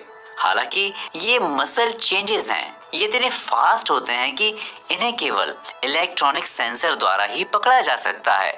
इसी तरह आप अगर अपने अंगूठे पर हथौड़ी से मारने की कोशिश करेंगे तो उसे देखकर बहुत से लोगों के चेहरे पर दर्द का एक्सप्रेशन दिखाई देगा। गौर करेंगे तो पाएंगे कि वे लोग आपके इमोशनल स्टेट की कॉपी कर रहे थे। इसे टेक्निकल टर्म में सेंसेशन कहते हैं। अक्सर हम अपने सपोर्ट और केयरिंग को दिखाने के लिए एक दूसरे की फीलिंग्स की कॉपी करते हैं। ये एक दूसरे के साथ कम्युनिकेट करने का एक बुनियादी तरीका है। आप अक्सर देखेंगे तो आपको अपने आसपास ऐसे बहुत कम लोग मिलेंगे जो अपनी फीलिंग्स और इमोशंस को अच्छे से एक्सप्रेस कर पाते हैं। इसका मतलब ये हुआ कि आप बाकी लोगों के मुकाबले कहीं अधिक इमोशनली कंटेजियस हैं। साइकोलॉजिस्ट ऐसे लोगों को सेंडर यानी प्रेषक कहते हैं। सेंडर की पर्सनैलिटी खास होती है, साथ ही वो अपने फिजिकल पॉइंट से भी अलग दिखाई देते हैं। फॉर एग्जाम्पल, उनके फेस की स्टडी करने वाले साइंटिस्ट बताते हैं कि उन लोगों के चेहरे की मसल्स की पोजीशन और अपीयरेंस में काफी फर्क होता है। वहीं साइकोलॉजिस्ट एलन हैटफील्ड और जॉन कचोपो और हिस्टोरियन रिचर्ड हर्पैशन अपनी बुक इमोशनल कंटेजियन में तर्क देते हैं कि मिमिक्री यानी किसी की कॉपी करना एक ऐसा टूल है जिसके द्वारा हम दूसरों को अपने इमोशंस से इन्फेक्ट करते हैं। सिंपल तरीके से समझा जाए तो जैसे अगर आप स्माइल कर रहे हैं और आपको देखकर सामने वाला भी स्माइल कर दे, चाहे उसकी मुस्कान आपसे छोटी ही क्यों ना हो या फिर वो विद इन मिली सेकेंड ही क्यों ना हो, तो इसका मतलब ये हुआ कि आपकी स्माइल से सामने वाला भी आप ही की तरह फील कर रहा है, यानी आप अपनी खुशी उस तक भेज रहे हैं। इसलिए कहा जाता है कि इमोशंस कंटेजियस होते हैं, यानी संक्रामक होते हैं।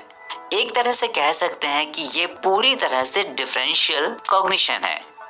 अगर आप ध्यान देंगे तो आप कई बार ऐसे लोगों से एनर्जी पाते हैं जो अच्छे मूड में होते हैं, या आप कभी कभी किसी को खुश देखकर खुश हो जाते हैं, या फिर आप किसी को हंसता हुआ देखकर हंस देते हैं, भले ही वो हंसी उसकी तुलना में थोड़ी ही देर क्यों ना हो। जैसे मैं खुश हूँ इसलिए स्माइल कर रहा हूँ, मैं दुखी हूँ इसलिए मेरी त्योरियां चढ़ी हुई हैं। तो ठीक इसी तरह कुछ लोग दूसरों के ऊपर अपना इतना ज्यादा इम्पैक्ट डालते हैं कि वो उनकी इमोशंस में दिखने लगता है। सेल्समैन यही करते हैं कि वे अपनी फीलिंग्स और इमोशंस को इस तरह से एक्सप्रेस करते हैं कि आप उनकी इमोशनल कंटीजियसनेस से इन्फेक्टेड हो जाते हैं। उनकी आवाज में एक मैजिक होता है जो आपको उनकी ओर खींचता है। वे इतने पॉजिटिव होते हैं कि आप उनकी पॉजिटिविटी को देखकर अपनी नेगेटिविटी को खोने लगते हैं। वो अपने प्रोडक्ट और आइडिया या मैसेज को आपसे इतने अच्छे तरीके से बताते हैं कि आप उनको सच मानने लगते हैं। सबसे बड़ी बात कि वो जो बताते हैं उसका आप पर क्या इम्पैक्ट पड़ता है, वो उसको भी आपके फेस पर रीड करते रहते हैं। हालांकि आप अपना चेहरा नहीं देख पाते, लेकिन आप अपनी फीलिंग्स को छुपा नहीं पाते। वो आपके चेहरे पर दिखने वाली फीलिंग्स से अनुमान लगा लेते हैं कि आप उनकी बातों में किस तरह आ रहे हैं। वे आखिर में आपको अपनी बातों को स्वीकार करने के लिए मना लेते हैं। जैसे मैल्कम आगे लिखते हैं कि जब वो गांव से बात कर रहे थे तो ऐसा लग रहा था जैसे उन्हें खुश किया जा रहा हो, जैसे सब कुछ गांव की शर्तों पर हो रहा हो। उन्हें ऐसा लग रहा था जैसे वो उनकी बातों में आते चले जा रहे हैं। इसलिए जोसेफ कैपेला कहते हैं कि म्यूजिशियन और अच्छे स्पीकर ये जानते हैं कि ऑडियंस की भीड़ कब उनके साथ है, जब वे उन मोमेंट्स में सिर हिला रहे हों या सुनते वक्त स्टेबल हों। तो आइए इसी के साथ बढ़ते हैं अपने अगले चैप्टर पर। मेरे साथ यूं ही बने रहें और सुनते रहें टिपिंग पॉइंट की ऑडियो बुक।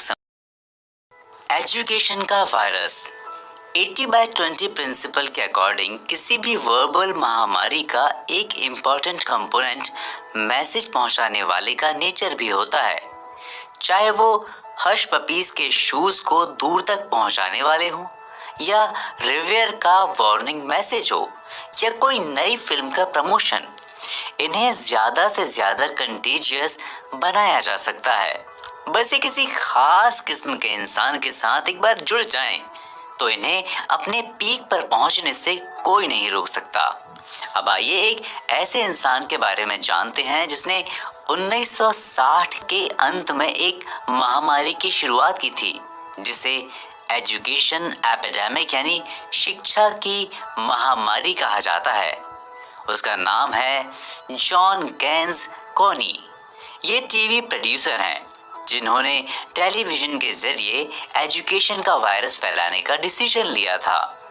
उन्होंने हफ्ते में 5 दिन आने वाले 1 घंटे के शो का प्लान किया, इस उम्मीद के साथ कि ये 1 घंटा एजुकेशन की इन्फेक्टिविटी को फैलाने के लिए एक टिपिंग पॉइंट हो सकता है। उन्होंने शो के लिए बच्चों को टारगेट किया, खासकर गरीब बच्चों को जो एजुकेशन तक आसानी से नहीं पहुंच सकते थे। उन्होंने इसके लिए टेलीविजन को चुना क्योंकि ये ज्यादा से ज्यादा लोगों तक पहुंचने का एक शानदार और सस्ता मीडियम है।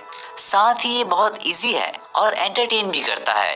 तो उन्होंने सोचा कि क्यों ना इसे एजुकेशन को प्रमोट करने का एक मीडियम बनाया जाए, जिससे एजुकेशन के इम्पोर्टेंस को बच्चे और खासकर उनके पेरेंट्स अच्छे से समझ सकें।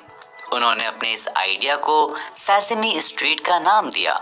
अगर देखा जाए तो हर एंगल से एक एप्रिशिएबल आइडिया था, लेकिन कुछ लोगों ने कूनी को ये सजेस्ट किया कि टेलीविजन एंटरटेनमेंट का मीडियम हो सकता है बट एजुकेशन का नहीं। फिर जब उन्होंने इस प्रोजेक्ट से हार्वर्ड यूनिवर्सिटी के मनोवैज्ञानिक जेराल्ड लेसर को जोड़ने के लिए इनवाइट किया तो वो थोड़े कंफ्यूज हो गए। वो बताते हैं कि वो हमेशा से यही मानते आए थे कि आप बच्चों को उनकी नेचर के हिसाब से पढ़ाने की कोशिश करते हैं। हर कोई सबसे पहले बच्चे की पावर और उसकी सीखने की कैपेसिटी को जानने की कोशिश करता है, जिससे वो उसके साथ खेल सके या उसे पढ़ा सके। साथ ही वो बच्चों की वीकनेस को भी जानने की कोशिश करता है, जिससे वो उनसे बच सके। बच्चों को पढ़ाने के लिए यही एक सही मेथड होता है। उन्हें टेलीविजन में इस तरह की कोई भी पॉसिबिलिटी नहीं दिख रही थी, इसलिए वो कूनी के इस प्रोजेक्ट से जुड़ने के लिए डर रहे थे, क्योंकि एक अच्छी टीचिंग इंटरैक्टिव होती है। इसमें किसी न किसी तरह से बच्चे को पर्सनली शामिल करना होता है, बट टेलीविजन बस एक बोलता हुआ बॉक्स है। अगर आप बच्चों को पढ़ते वक्त बीच बीच में उनका टेस्ट लेते हैं तो इससे अच्छे रिजल्ट मिलते हैं, जबकि एजुकेशन स्पेशलिस्ट टेलीविजन को लोअर शेयर बताते हैं। बाद में काफी सोच विचार के बाद लेसर इस प्रोजेक्ट से जुड़ते हैं और उनके साथ न्यूयॉर्क की मार्केल फाउंडेशन के लॉयड मॉरिसेट इसमें एक तीसरे पार्टनर के रूप में जुड़ते हैं। ये तीनों मिलकर डिसाइड करते हैं कि सेसेमी स्ट्रीट को इसके असली रूप में लाया जाए। उन्होंने टेलीविजन एड के जरिए बच्चों को काउंटिंग सिखाने की टेक्निक हासिल की।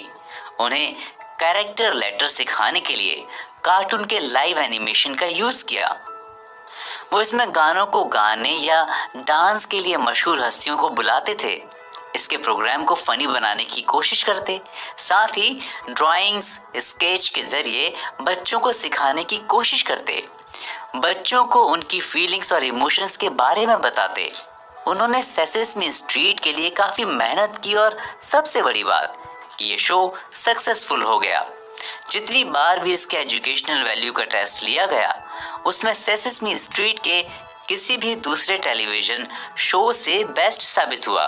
ये हर बार अपने दर्शकों को पढ़ाने और सिखाने के लिए शानदार साबित हुआ है। इस शो ने बहुत से स्कॉलर और चाइल्ड साइकोलॉजिस्ट के कंफ्यूजन को दूर कर दिया कि टीवी भी पढ़ा सकता है। सेसेमी स्ट्रीट सक्सेस की नई ऊंचाइयों को छूता चला गया। वो बच्चों और लोगों में एजुकेशन के वायरस को फैलाने में कामयाब हुआ। हालांकि बहुत से लोग खुद की कामयाबी को देखकर सरप्राइज थे कि आखिर ये टिपिंग पॉइंट पर पहुंचा कैसे। ये टिपिंग पॉइंट के लॉ कंपोनेंट्स ऑफ स्टेबिलिटी का शानदार एग्जाम्पल है। इसके क्रिएटर्स ने बच्चों और उनके पेरेंट्स के सामने ये प्रूव कर दिया था कि टेलीविजन भी एजुकेशन का एक मीडियम हो सकता है जिससे बच्चों को सिखाया जा सकता है। सेसेमी स्ट्रीट इसलिए सक्सेसफुल रहा क्योंकि उसने ये जान लिया था कि टेलीविजन को देखने लायक बनाया जा सकता है अगर इसमें कुछ विशेष तरह के लोग अच्छी सोच के साथ जुड़ते हैं तो। सेसेमी स्ट्रीट अपने आप में एक मैसेज था जिसके बारे में जानते ही लोगों ने उसे आगे फैलाने का काम कर दिया था। उन्होंने शो को ऐसे बनाया था कि वो लोगों और बच्चों पर अपना इम्पैक्ट डाल सके। तो आइए इसी के साथ बढ़ते हैं अपने अगले चैप्टर पर। कभी कभी एक छोटा सा आइडिया काम कर जाता है। एड वर्ल्ड में एक कहावत है कि किसी भी एड को मेमोरेबल बनाने के लिए उसे कम से कम 6 बार देखा जाना चाहिए। ये कोका कोला और नाइकी जैसे ब्रांड के लिए इम्पोर्टेंट लेसन है क्योंकि वो अपने मार्केटिंग कैंपेन पर $मिलियन खर्च करते हैं।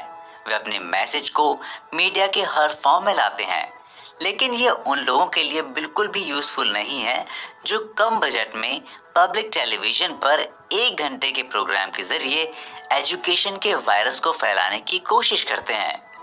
उनके लिए सबसे अच्छा तरीका यही है कि अपनी चीज़ों को लोगों के दिमाग में बैठाने के लिए शॉर्ट, सटल और इजी मेथड अपनाएं। स्टेबिलिटी का मतलब यही है कि मैसेज स्ट्रेट फॉरवर्ड और क्लियर होना चाहिए।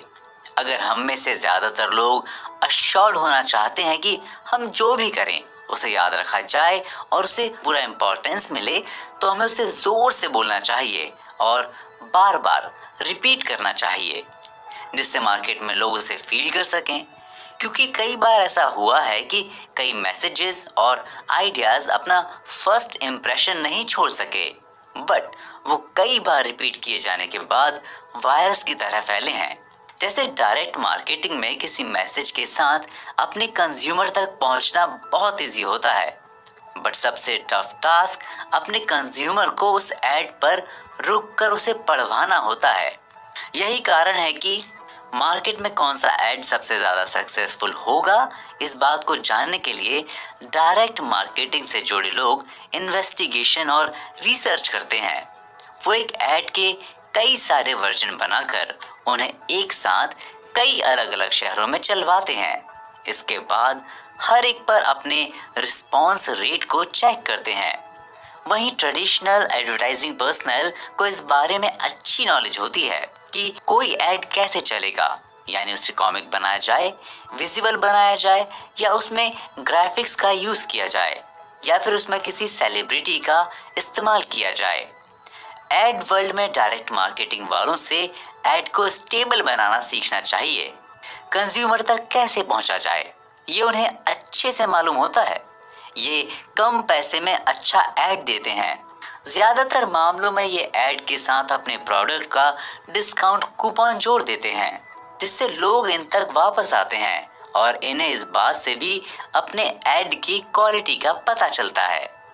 आइए इसे एक एग्जाम्पल के साथ समझते हैं कि कैसे कोई ऐड अपना इम्पैक्ट डालता है।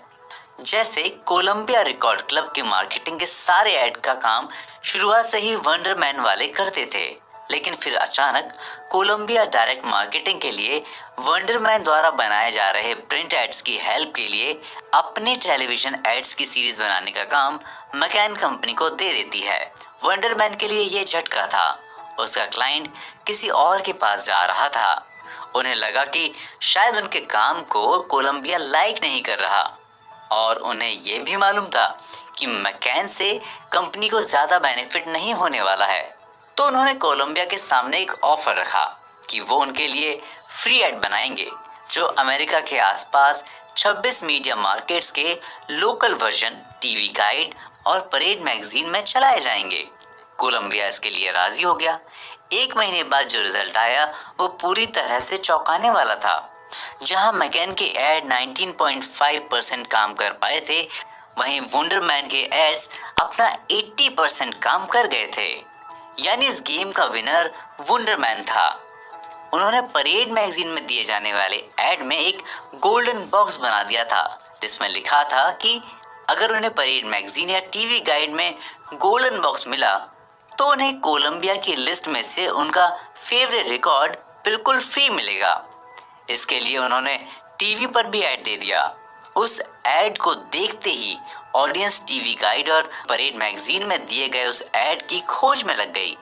वंडरमैन का ये आइडिया काम कर गया था। इस ऐड को देखने वाले कोलंबिया के सिर्फ लिसनर ही नहीं थे, बल्कि पार्टनर भी बन गए थे। ये कैंपेन एक गेम की तरह हो गया था। 1977 में कोलंबिया को किसी भी मैगजीन ऐड से बेनिफिट नहीं हुआ था, बट 1978 में गोल्डन बॉक्स की हेल्प से मैगजीन के हर ऐड से बेनिफिट हो रहा था। उनके लिए ये एक अनप्रेसिडेंटेड टर्निंग पॉइंट था। अगर आप महामारी वाले आइडियाज पर गौर करेंगे तो उन्हें स्टेबल बनाने वाले अक्सर ऐसे एलिमेंट्स मिलेंगे जो वंडरमैन के गोल्डन बॉक्स जैसे छोटे और मामूली दिखते होंगे। अब आइए एक और इंटरेस्टिंग बात जान लेते हैं। इस कंपटीशन में सभी को ये उम्मीद थी कि इस गेम का विनर मैकैन होगा, क्योंकि सभी को गोल्डन बॉक्स वाला आइडिया बहुत ही बेकार लग रहा था। वहीं कोलंबिया भी इस आइडिया को लेकर कंफ्यूज थी कि ये चलेगा भी या नहीं, क्योंकि उस समय मैकैन अपनी क्रिएटिविटी और एक्सपर्टीज के लिए जाना जाता था। इसके साथ ही उसने अपने मीडिया कैंपेन पर वंडरमैन के मुकाबले 4 गुना ज्यादा खर्च किया था। यानी मैकैन ने सारी चीजों की प्लानिंग सही तरीके से की थी, बट उनके पास गोल्डन बॉक्स जैसा कोई आइडिया नहीं था। तो आइए इसी के साथ बढ़ते हैं अपने अगले चैप्टर पर। क्राइम कंटेजियस होता है। 1980s में न्यूयॉर्क सिटी हिस्ट्री की सबसे बुरी महामारी के चंगुल में था। न्यूयॉर्क सिटी में हर साल ऑन एन एवरेज 2000 से ज्यादा मर्डर होते थे, 60,000 से ज्यादा सीरियस क्राइम होते थे। अंडरग्राउंड सबवे की हालत वर्स्ट कंडीशन में थी। उस समय लोग इतने डरे हुए होते थे कि वो ट्रेन से सफर ही नहीं करते थे। उस दौरान ट्रेन भी बुरी हालत में थीं। गर्मियों के दिनों में सभी कंपार्टमेंट आग उगलते थे, एयर कंडीशनर काम नहीं करते थे, कोई भी क्रिमिनल सीना चौड़ा करके घुस जाता था। सबवे में भिखारियों का दबदबा था। फिर 22 दिसंबर 1984 को एक घटना घटती है जो न्यूयॉर्क सिटी की इस प्रॉब्लम को काफी हद तक सॉल्व कर देती है। बनी गर्ल्स अपनी मैनहट्टन के ग्रीनविच विलेज में अपने अपार्टमेंट से पैदल ही स्टेशन की तरफ निकल पड़े। उस समय उनकी उम्र करीब 30 वर्ष रही होगी। उन्होंने उस दिन चश्मा पहना हुआ था। वो स्टेशन पर नंबर 2 डाउनटाउन एक्सप्रेस ट्रेन पर चढ़े और 4 ब्लैक यूथ्स के पास जाकर बैठ गए। हालांकि उन 4 यंगस्टर्स से ज्यादातर लोग डरते थे, क्योंकि वे आवारा घूमते थे, हुल्लड़बाजी करते रहते थे। लेकिन गार्ड्स उनकी इन करतूतों से बिल्कुल अनजान थे। तभी उनमें से एक लड़का उनके पास आते ही पूछता है, हाउ आर यू। अचानक चारों गार्ड्स के पास पहुंच जाते हैं और उनसे $5 की मांग करने लगते हैं। गार्ड्स उन्हें गौर से देखने लगता है और तभी उनमें से एक लड़का गार्ड्स को अपने पॉकेट की तरफ देखने के लिए कहता है। उसके पॉकेट के अंदर एक पिस्टल जैसी कोई चीज दिखाई देती है।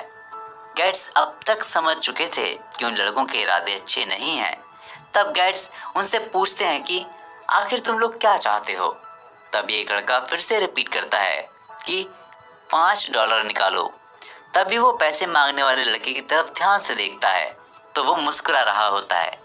ऐसा लग रहा था जैसे उसे ये सब करते हुए मजा आ रहा है और ये उसकी हैबिट है। गार्ड्स पैसे निकालने के लिए हाथ अपनी पॉकेट में डालते हैं और तभी वो अपनी पिस्टल निकाल लेते हैं।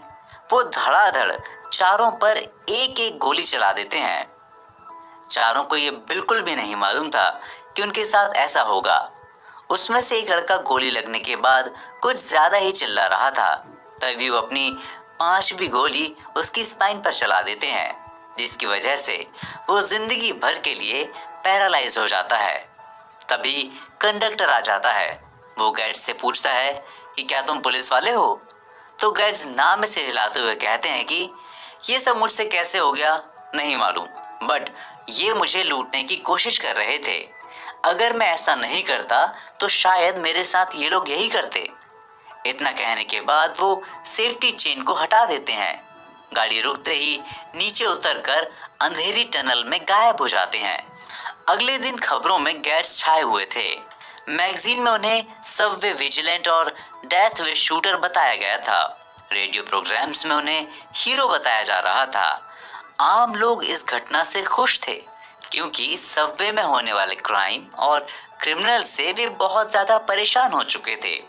इस घटना के एक हफ्ते बाद यानी नए साल में वो न्यू हैम्पशायर पुलिस स्टेशन में जाकर खुद को सरेंडर कर देते हैं। बाद में उन्हें spontaneous assault and attempt murder से बरी कर दिया जाता है। इस जजमेंट के बाद उनके घर में पार्टी का माहौल होता है। शहर में लोग खुशियां मना रहे होते हैं। फिर अर्ली 1990s से क्राइम रेट में अचानक गिरावट हुई। मर्डर्स के नंबर तो करीब 2/3 कम हो गए थे। बड़े क्राइम आधे हो गए थे। इसी तरह दूसरे शहरों में भी क्रिमिनल्स कम हो गए थे। हालांकि आज न्यूयॉर्क सबसे सेफ और बड़ा शहर बन चुका है, लेकिन क्या आज इसका क्रेडिट गेट्स को देना चाहिए? ये समझना थोड़ा मुश्किल काम है। सबवे में कोई इंसान किसी दूसरे पर पिस्तौल तान दे और ऐसा करने वाले को हीरो माना जाए। क्राइम महामारी का सिद्धांत कहता है कि क्राइम कंटेजियस होता है। अगर इसे रोका नहीं गया तो ये बढ़ता ही चला जाता है। बिल्कुल उसी तरह ऐसे फैशन ट्रेंड कंटेजियस होते हैं। हालांकि इसे फैलाने के लिए किसी स्पेशल पर्सन की जरूरत नहीं पड़ती। ये किसी को किसी इंसान से नहीं मिलता, बल्कि वहां के माहौल से मिलता है।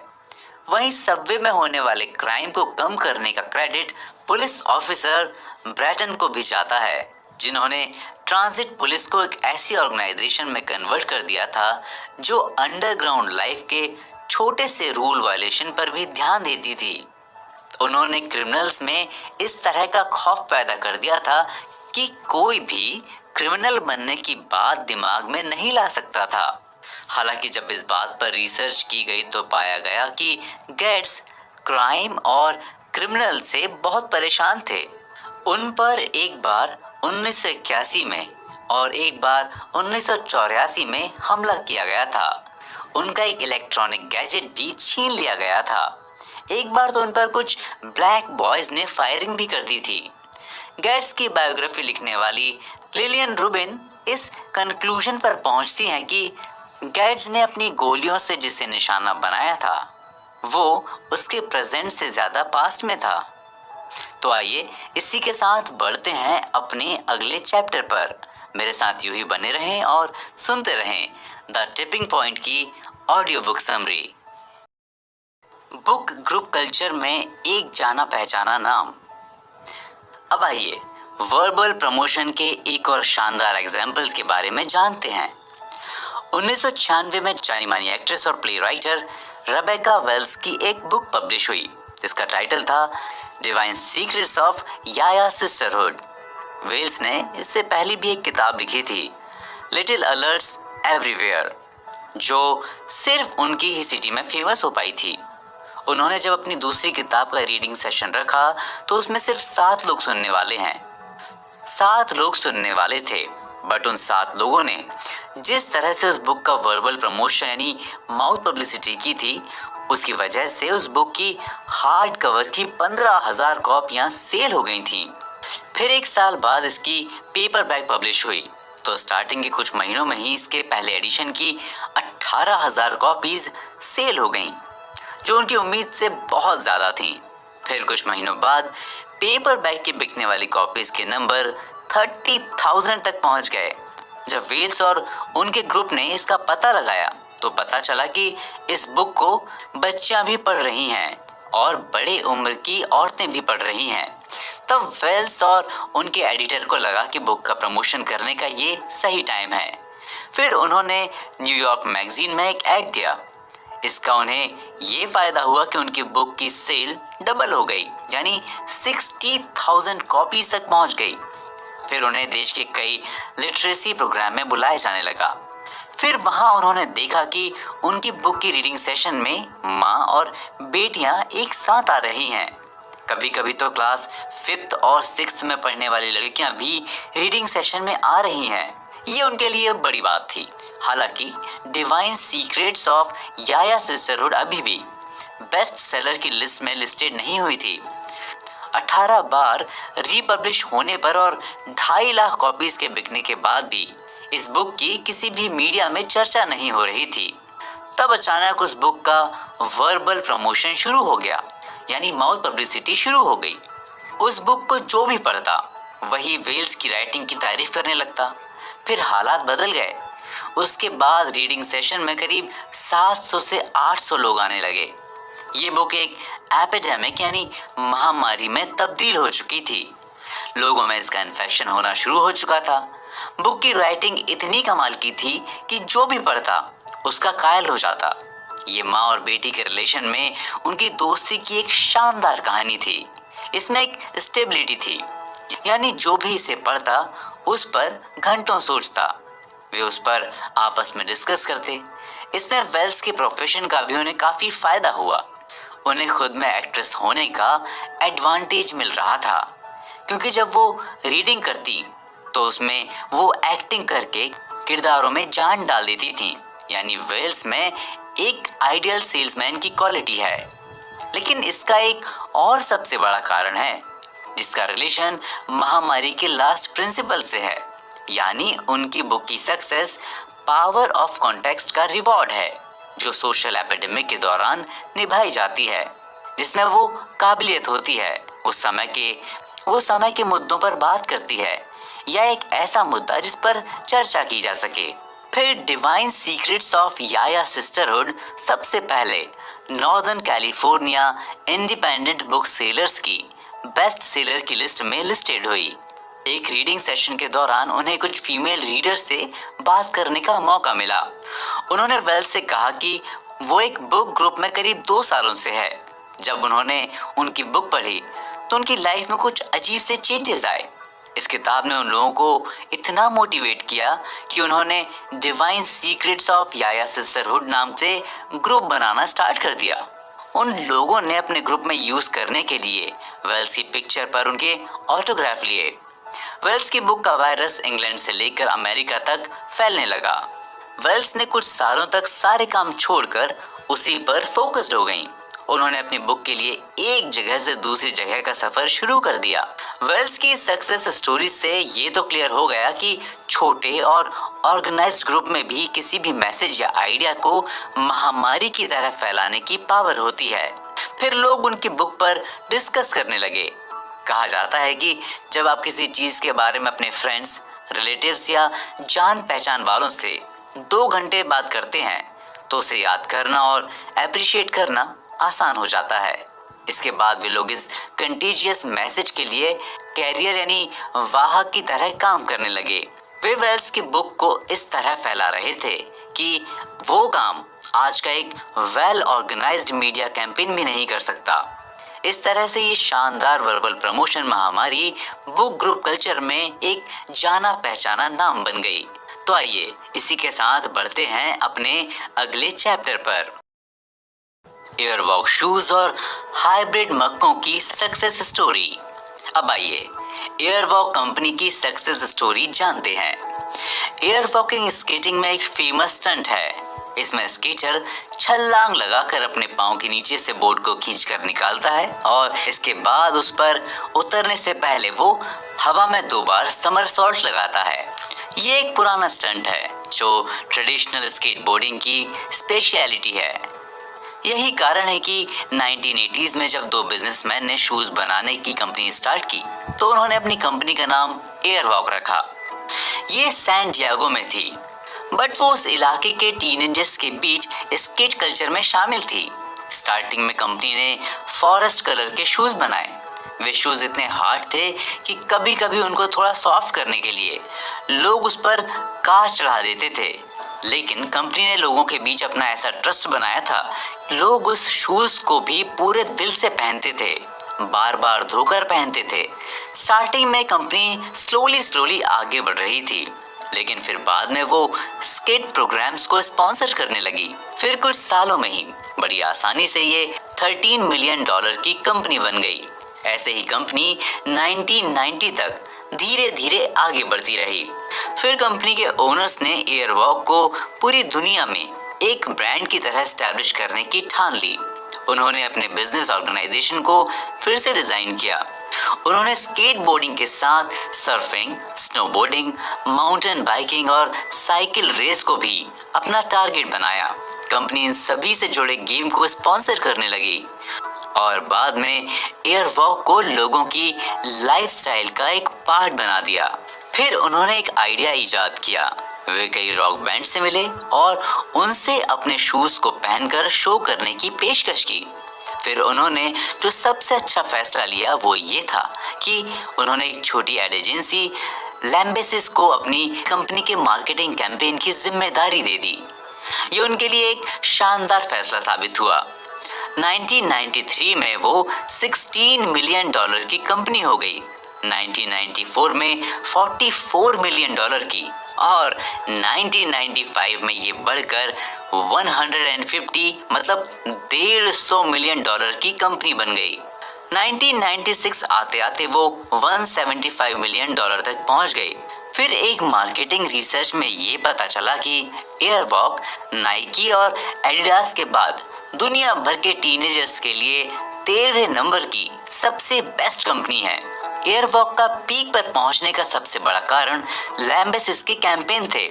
उसने कई बार इंस्पिरेशनल एड कैंपेन चलाए जिसके बजट बहुत कम होते थे। उन्होंने कुछ इन्फ्लुएंशियल पिक्चर्स की सीरीज तैयार की जिसमें कोई सर पर शूज को रखकर उसके लेस से चोटी बनाई हुई है, तो किसी में एक लड़की ने मिरर लिया हुआ है जिसके बैक साइड पर एयरवॉक शूज की पिक्चर है और वो उसमें देखते हुए लिपस्टिक लगा रही है। एक प्रिंट एड में तो एक लड़की शूज के लेस को नूडल की तरह खाने का एक्सप्रेशन दे रही है। फिर लैम्बेसिस प्रिंट एड के बाद टीवी पर एयरवॉक के एड देने लगी। उसने अपने शूज को प्रमोट करने के लिए ऐसे एड कैंपेन चलाए कि बाद में जिसकी कॉपी बड़े बड़े ब्रांड्स ने की। ये छोटे छोटे एड इसे पीक पर पहुंचाने के लिए महामारी के वायरस साबित हुए। ऐसे ही 1930 में एक फेमस स्टडी की गई। ये स्टडी आयोवा के ग्रीन काउंटी में हाइब्रिड मक्के के बीजों के साथ की गई थी। ये मक्के के बीज सबसे पहले आयोवा में लाए गए, वहां इसे किसानों को बोने के लिए दिया गया। ये पहले के मक्के के बीजों से काफी बेहतर थे, बट लोगों ने इसे उस समय एक्सेप्ट करने से मना कर दिया था। हालांकि कुछ गिने चुने किसानों ने इन हाइब्रिड बीजों को बोना जारी रखा। उससे उन्हें अच्छे परिणाम मिले। फिर और धीरे धीरे उन बीजों की माउथ पब्लिसिटी होने लगी। फिर 1938 आते आते इसका इस्तेमाल करने वाले किसानों की संख्या में अचानक तेजी आ गई। बिजनेस एडवाइजर जेफरी मूर कहते हैं कि आइडियाज को ओरिजिनली जो क्रिएट करते हैं और जो इसे आखिरी तक बढ़ाते हैं, इन दोनों के बीच में काफी फर्क होता है। इसलिए कहा जाता है कि जब इनोवेटर कोई नई चीज बनाते हैं तब कोई मैवन, कनेक्टर या सेल्समैन इसे देखता है और अपना लेता है। फिर वो इसे मेन स्ट्रीम के लोगों के बीच ले जाता है। वो उस चीज के साथ कुछ अजीब सा करेगा जिसकी वजह से लोग अट्रैक्ट हो जाएंगे। जैसे कोई लड़का अपनी जीन्स का एक पैर ऊपर चढ़ा लेता है तो बाकी भी उसे देखकर वैसा ही करने लग जाते हैं। फिर वो एक ट्रेंड बन जाता है। एक लड़की रिंकल्ड टी शर्ट पहनती है तो बाकी लड़कियां भी उससे इंप्रेस होकर वैसी ही टी शर्ट खरीदने लगती हैं। कहते हैं कि कोई भी ट्रेंड जब कंज्यूमर अपनाते हैं जो उनकी लाइफ में उनके कल्चर के अकॉर्डिंग हो तो वो उससे इमोशनली जुड़ जाते हैं। यानी ये उनके अंदर एक वायरस की तरह फैल जाता है। फिर वो उनके दिलो दिमाग पर बहुत दिनों तक अपना इम्पैक्ट बनाकर रखता है। तो आइए इसी के साथ बढ़ते हैं अपने अगले चैप्टर पर, सुसाइड की महामारी। तो आइए अब माइक्रोनेशिया की उस प्रॉब्लम के बारे में जानते हैं जो लेट 1980s तक उसके लिए एक बहुत बड़ी प्रॉब्लम थी। ये कहिए वहाँ के लिए एक खतरनाक महामारी बन गई थी। 1960s के आसपास की बात है। माइक्रोनेशिया में करीब 17 साल के लड़के सिमा की अपने फादर से बहस हो गई। एक दिन उसके फादर ने उसे जल्दी सुबह उठा दिया और उसे बांस से बने चाकू से कटहल को काट कर लाने का ऑर्डर दिया। उसके फादर बड़े रूड नेचर के थे। सीमा से सीधे मुंह कभी बात नहीं करते थे। उस दिन भी उन्होंने बड़े ही रूड तरीके से कटहल काट लाने के लिए कहा था। सीमा घर से निकला लेकिन उसे वो चाकू नहीं मिला। इसी वजह से कटहल काट कर नहीं ला पाया। अचानक जब लौटा तो उसके फादर से खाली हाथ देखकर उस पर गुस्सा करने लगे। उन्होंने गुस्से में उसे तुरंत घर से निकल जाने के लिए कह दिया। सीमा को अपने फादर की ये बात इस कदर लग जाती है कि वो सच में घर से निकल जाता है। वो घर से निकलते वक्त अपने से करीब 3 साल छोटे भाई से एक पेन मांगता है। वो पैदल चलते चलते अपने पुश्तैनी गांव पहुंचता है। उसके भाई को कुछ अजीब फील होता है। वो सीमा को खोजने निकल पड़ता है। जब वो अपने पुश्तैनी गांव के घर के अंदर घुसता है तो वहां उसे सीमा की डेड बॉडी फांसी के फंदे पर लटकती मिलती है। सीमा ने अपने भाई से पेन इसलिए मांगा था जिससे वो एक सुसाइड लेटर लिख सके। उसने लिखा था कि इस बार मेरी लाइफ बहुत शॉर्ट थी। आज मेरे सारे दुख दर्द खत्म हो गए, बट फादर के लिए तो आज खुशी का दिन है। वो आज इसे एक फेस्टिवल की तरह मना सकते हैं। मुझे इतना प्यार देने के लिए फादर का शुक्रिया। मम्मी को मेरा बाय। मम्मी, अब तुम्हें अपने बेटे से कोई गिला शिकवा नहीं होगा। आप सभी को सीमा का ढेर सारा प्यार। सीमा के बाद माइक्रोनेशिया आइलैंड में अचानक सुसाइड के केसेस बढ़ने लगे। अर्ली 1960s में माइक्रोनेशिया में शायद एक भी सुसाइड केस नहीं थे, बट सीमा के केस के बाद वहां के टीनेजर्स और यंगस्टर्स छोटी छोटी बातों पर सुसाइड कर लेते थे। यहाँ तक कि कभी कभी उनके पेरेंट्स बियर पीने के लिए उन्हें पैसे देने से इनकार करते तो भी वो सुसाइड कर लेते थे। उनके जो सुसाइड नोट होते थे वो डिप्रेशन नहीं बल्कि डेफेमेशन को ज्यादा एक्सप्रेस करते थे। मानव विज्ञानी डोनाल्ड रूबिनस्टाइन कहते हैं कि ये माइक्रोनेशिया में उस समय किसी कस्टम और कल्चर की तरह बन गया था। सुसाइड के नंबर बढ़ने पर ये तो क्लियर होने लगा था कि ये यंगस्टर्स और टीनेजर को इन्फेक्टेड करता है। सुसाइड का थॉट एक एक्शन में ट्रांसफॉर्म हो जाता है, जिससे इसके बारे में नहीं सोचने वाला भी सुसाइड करने के बारे में सोचने लगता है। फिर बाद में कुछ छोटे लड़कों के लिए तो सुसाइड करना एक एक्सपेरिमेंट और एंटरटेनमेंट जैसा होने लगा था। ये सुनने में बहुत ही डरावना लगने लगा था, क्योंकि सुसाइड का अम्यूजिंग बन जाना सुसाइड से सुसाइड्स के केसेस बढ़ते हैं। इसकी इन्फेक्शियस पोटेंशियल बहुत ज्यादा होती है। इसका इन्फेक्शन बढ़ने के मेन रीजन पर सैंटियागो के कैलिफोर्निया यूनिवर्सिटी के सोशियोलॉजिस्ट डेविड फिलिप्स ने इस पर एक स्टडी की। उन्होंने करीब सुसाइड केसेस से जुड़ी 10 खबरों को इकट्ठा किया जो वहां के न्यूज़पेपर के फ्रंट पेज पर पब्लिश हुई थी। तब उन्होंने पाया कि सुसाइड की ये स्टोरीज पब्लिश होने के फौरन बाद जहां वो न्यूज़पेपर पहुंचते थे वहां सुसाइड केसेस में इजाफा होता था। वो आगे बताते हैं कि सुसाइड स्टोरी इंसान की प्रॉब्लम की स्पेसिफिक रिएक्शन की नेचुरल एडवर्टाइजमेंट जैसी होती है। इसमें लोग अपनी प्रॉब्लम को सुसाइड करने वाले की प्रॉब्लम से जोड़ने लगते हैं और उसका बेस्ट सोल्यूशन सुसाइड मानते हैं। फिर जब कुछ सुसाइड करने की कोशिश करने वाले लोगों से पूछा गया तो उन्होंने जो बताया वो सब कुछ चौंकाने वाला था। उन्होंने बताया कि उन्हें एक सीन दिखाई देता है जिसमें पहले सुसाइड करने वाले लोग एक बोट में बैठे होते हैं और वे नए लोगों को अपनी ओर अट्रैक्ट करते हैं, जिसकी वजह से उनका भी सुसाइड करने का मन करने लगा था। ये सब बातें वहाँ के टीनेजर्स और यंगस्टर्स को इन्फेक्ट करने लगी थीं। एक 11 साल के लड़के को जब फांसी के फंदे से निकाला गया तो उसकी सांसें चल रही थी। जब उससे पूछा गया तो वो बताता है कि वो मरना नहीं चाहता था, वो सुसाइड के साथ एक एक्सपेरिमेंट कर रहा था। इसमें सबसे दुखद बात ये थी कि उसने जिस चीज के लिए एक्सपेरिमेंट करने का मन बनाया था उसके साथ कभी भी एक्सपेरिमेंट नहीं किया जाना चाहिए। हालांकि सुसाइड का कोई सिक्योर फॉर्मेट नहीं होता जिससे माइक्रोनेशिया के युवाओं को उससे बचाया जा सकता था। वहां के लोगों को बस एक सोल्यूशन समझ में आया कि उन टीनेजर्स और यंगस्टर्स को रिबेल्स और फाइटर्स और गैर जिम्मेदाराना फैंटेसी से निकालकर हकीकत की जिंदगी से रूबरू कराया जाए। तो आइए इसी के साथ बढ़ते हैं अपने अगले चैप्टर पर। मेरे साथ यूं ही बने रहें और सुनते रहें द टिपिंग पॉइंट की ऑडियो बुक समरी। स्मोकिंग और सुसाइड की महामारी की सिमिलैरिटीज के बारे में जानें। मैल्कम इस बुक में आगे लिखते हैं कि स्मोकिंग भी काफी हद तक सुसाइड की तरह ही लोगों को इन्फेक्ट करती है। दोनों में ही कमाल की सिमिलैरिटी होती है। सुसाइड की तरह स्मोकिंग भी ज्यादातर टीनेजर या यंगस्टर्स को अट्रैक्ट करती है। वो इसे देखकर सीखने के लिए मोटिवेट होते हैं।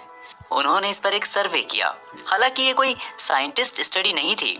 उन्होंने कुछ लोगों को एक क्वेश्चनर दिया जिसमें उन्होंने उनकी स्मोकिंग से जुड़े शुरुआती एक्सपीरियंस को शेयर करने के लिए कहा, जिसमें से ज्यादातर लोग अपनी उम्र के 18 से 30 साल के बीच के रहे होंगे। ज्यादातर का यही एक्सपीरियंस था कि उन्हें स्मोकिंग बचपन से ही किसी न किसी तरह अट्रैक्ट करती थी। एक लड़का बताता है कि उससे अपनी दादी का पर्स खोलकर देखना बड़ा अच्छा लगता था। उसे उससे आने वाली विंस्टन सिगरेट की स्मेल अच्छी लगती थी। वहीं दूसरा अपना एक्सपीरियंस शेयर करते हुए बताता है कि जब वो अपने ड्राइवर को स्मोकिंग करते देखता था, वो उसके पीछे वाली सीट पर बैठकर धुएं से आने वाली शानदार स्मेल को एंजॉय करता था, यानी उसे वो स्मेल इन्फेक्ट करती थी। सबसे बड़ी बात कि स्मोकिंग ना करने वाला भी इन्हीं सब बातों को दिमाग में रखकर उसे ना करने के लिए मोटिवेट होता है। जैसे एक और इंसान अपना एक्सपीरियंस शेयर करते हुए कहता है कि उसकी माँ स्मोकिंग करती थी, हालांकि वो उस चीज को बिल्कुल भी लाइक नहीं करता था क्योंकि उसे उसकी स्मेल से ही बहुत नफरत थी। स्मोकिंग करते हुए उसकी माँ इतनी एलिगेंट लगती थी कि ऐसा कोई कारण नहीं था कि वो स्मोकिंग को बुरा कह सके। बट उसकी माँ को लगता था कि स्मोकिंग करने वाले एक किस्म के कायर होते हैं। वो उसे समझाती थी कि स्मोकिंग करने वाले अच्छे नहीं होते, उनसे लोग नफरत करते हैं।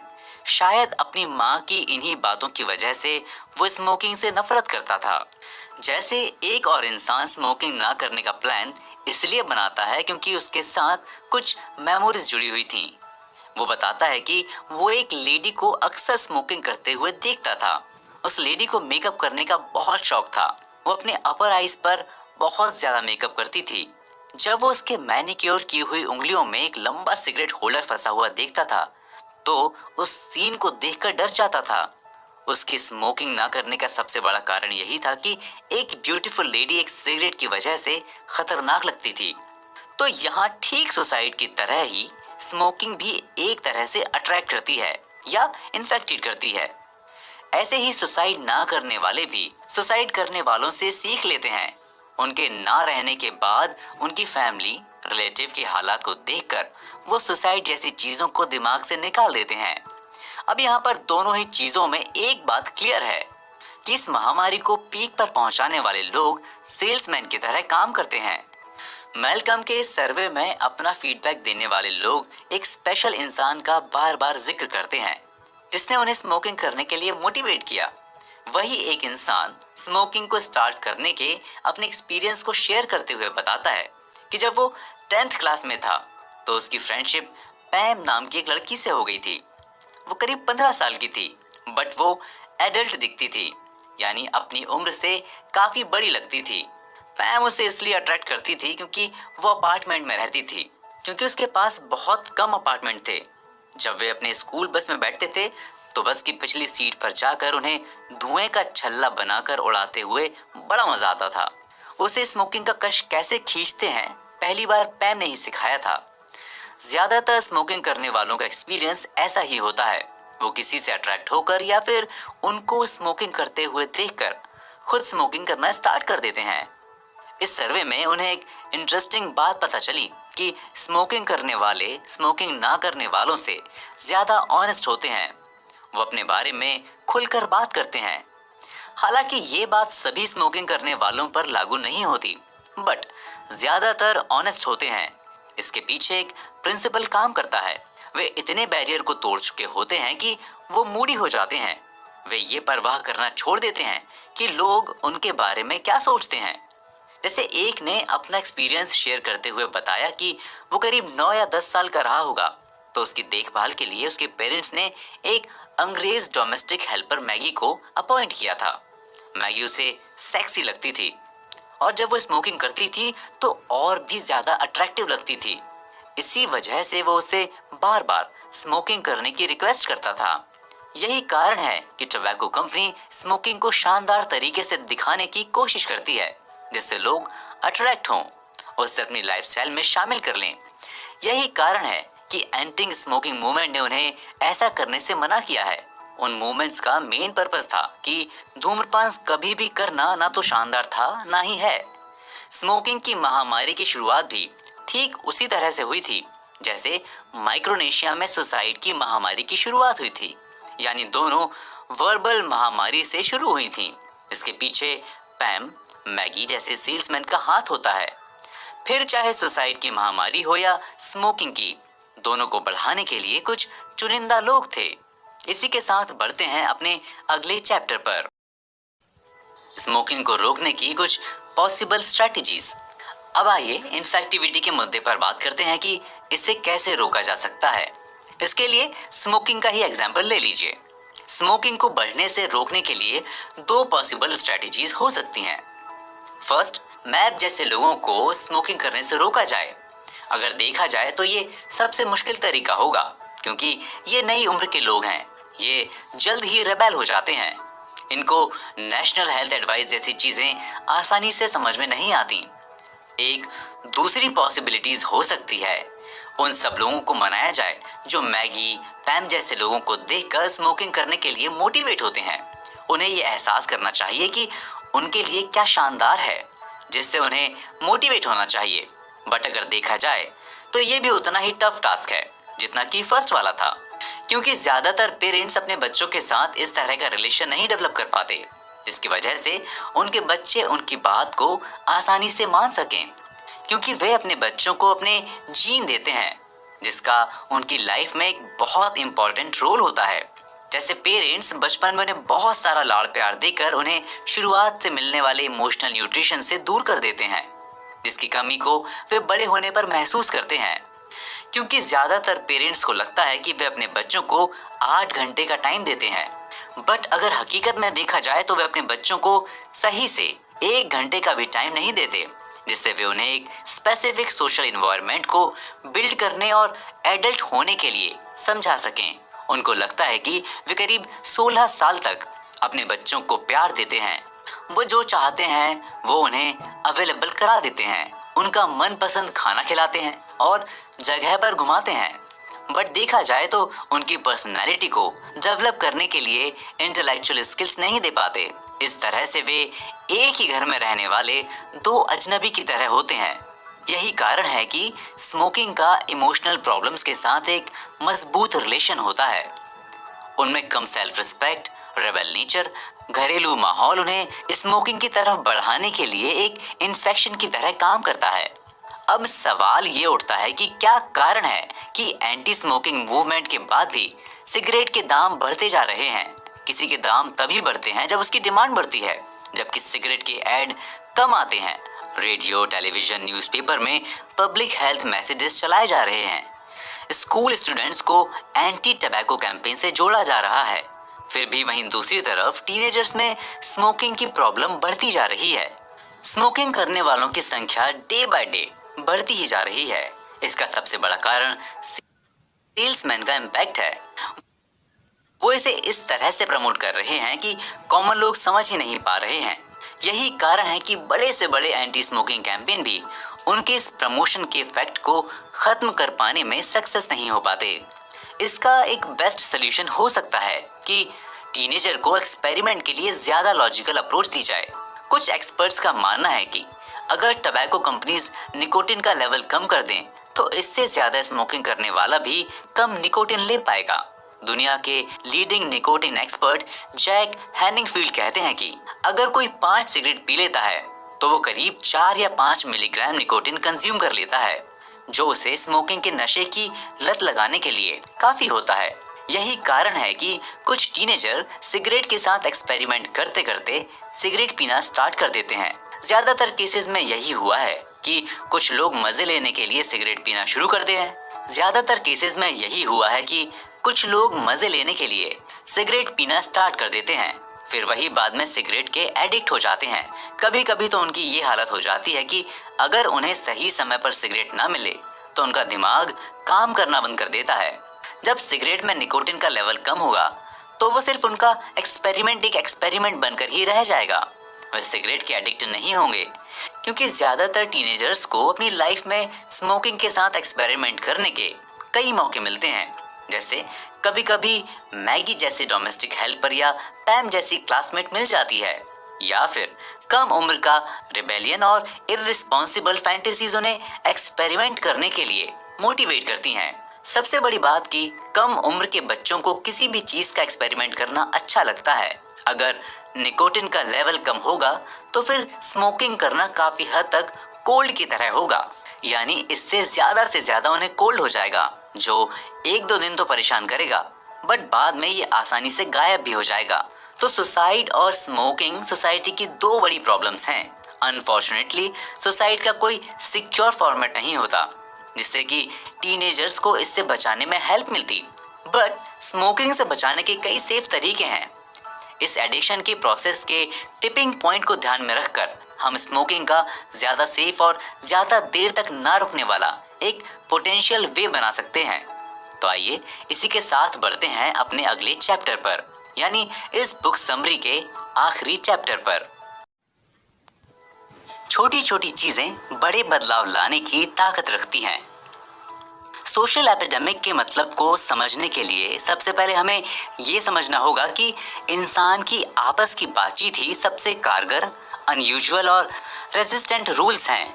टिपिंग पॉइंट का एक इम्पॉर्टेंट लेसन है कि महामारी को फैलाने के लिए कुछ प्रमुख शहरों पर फोकस करना होता है। प्रमोशनल महामारी शुरू करने की जिम्मेदारी कनेक्टर, मेवन, सेल्समैन की होती है, जिसका ये मतलब हुआ कि अगर कोई वर्बल प्रमोशन की महामारी फैलाना चाहते हैं तो आपके रिसोर्सेज पूरी तरह से इन्हीं तीनों के ऊपर फोकस होने चाहिए।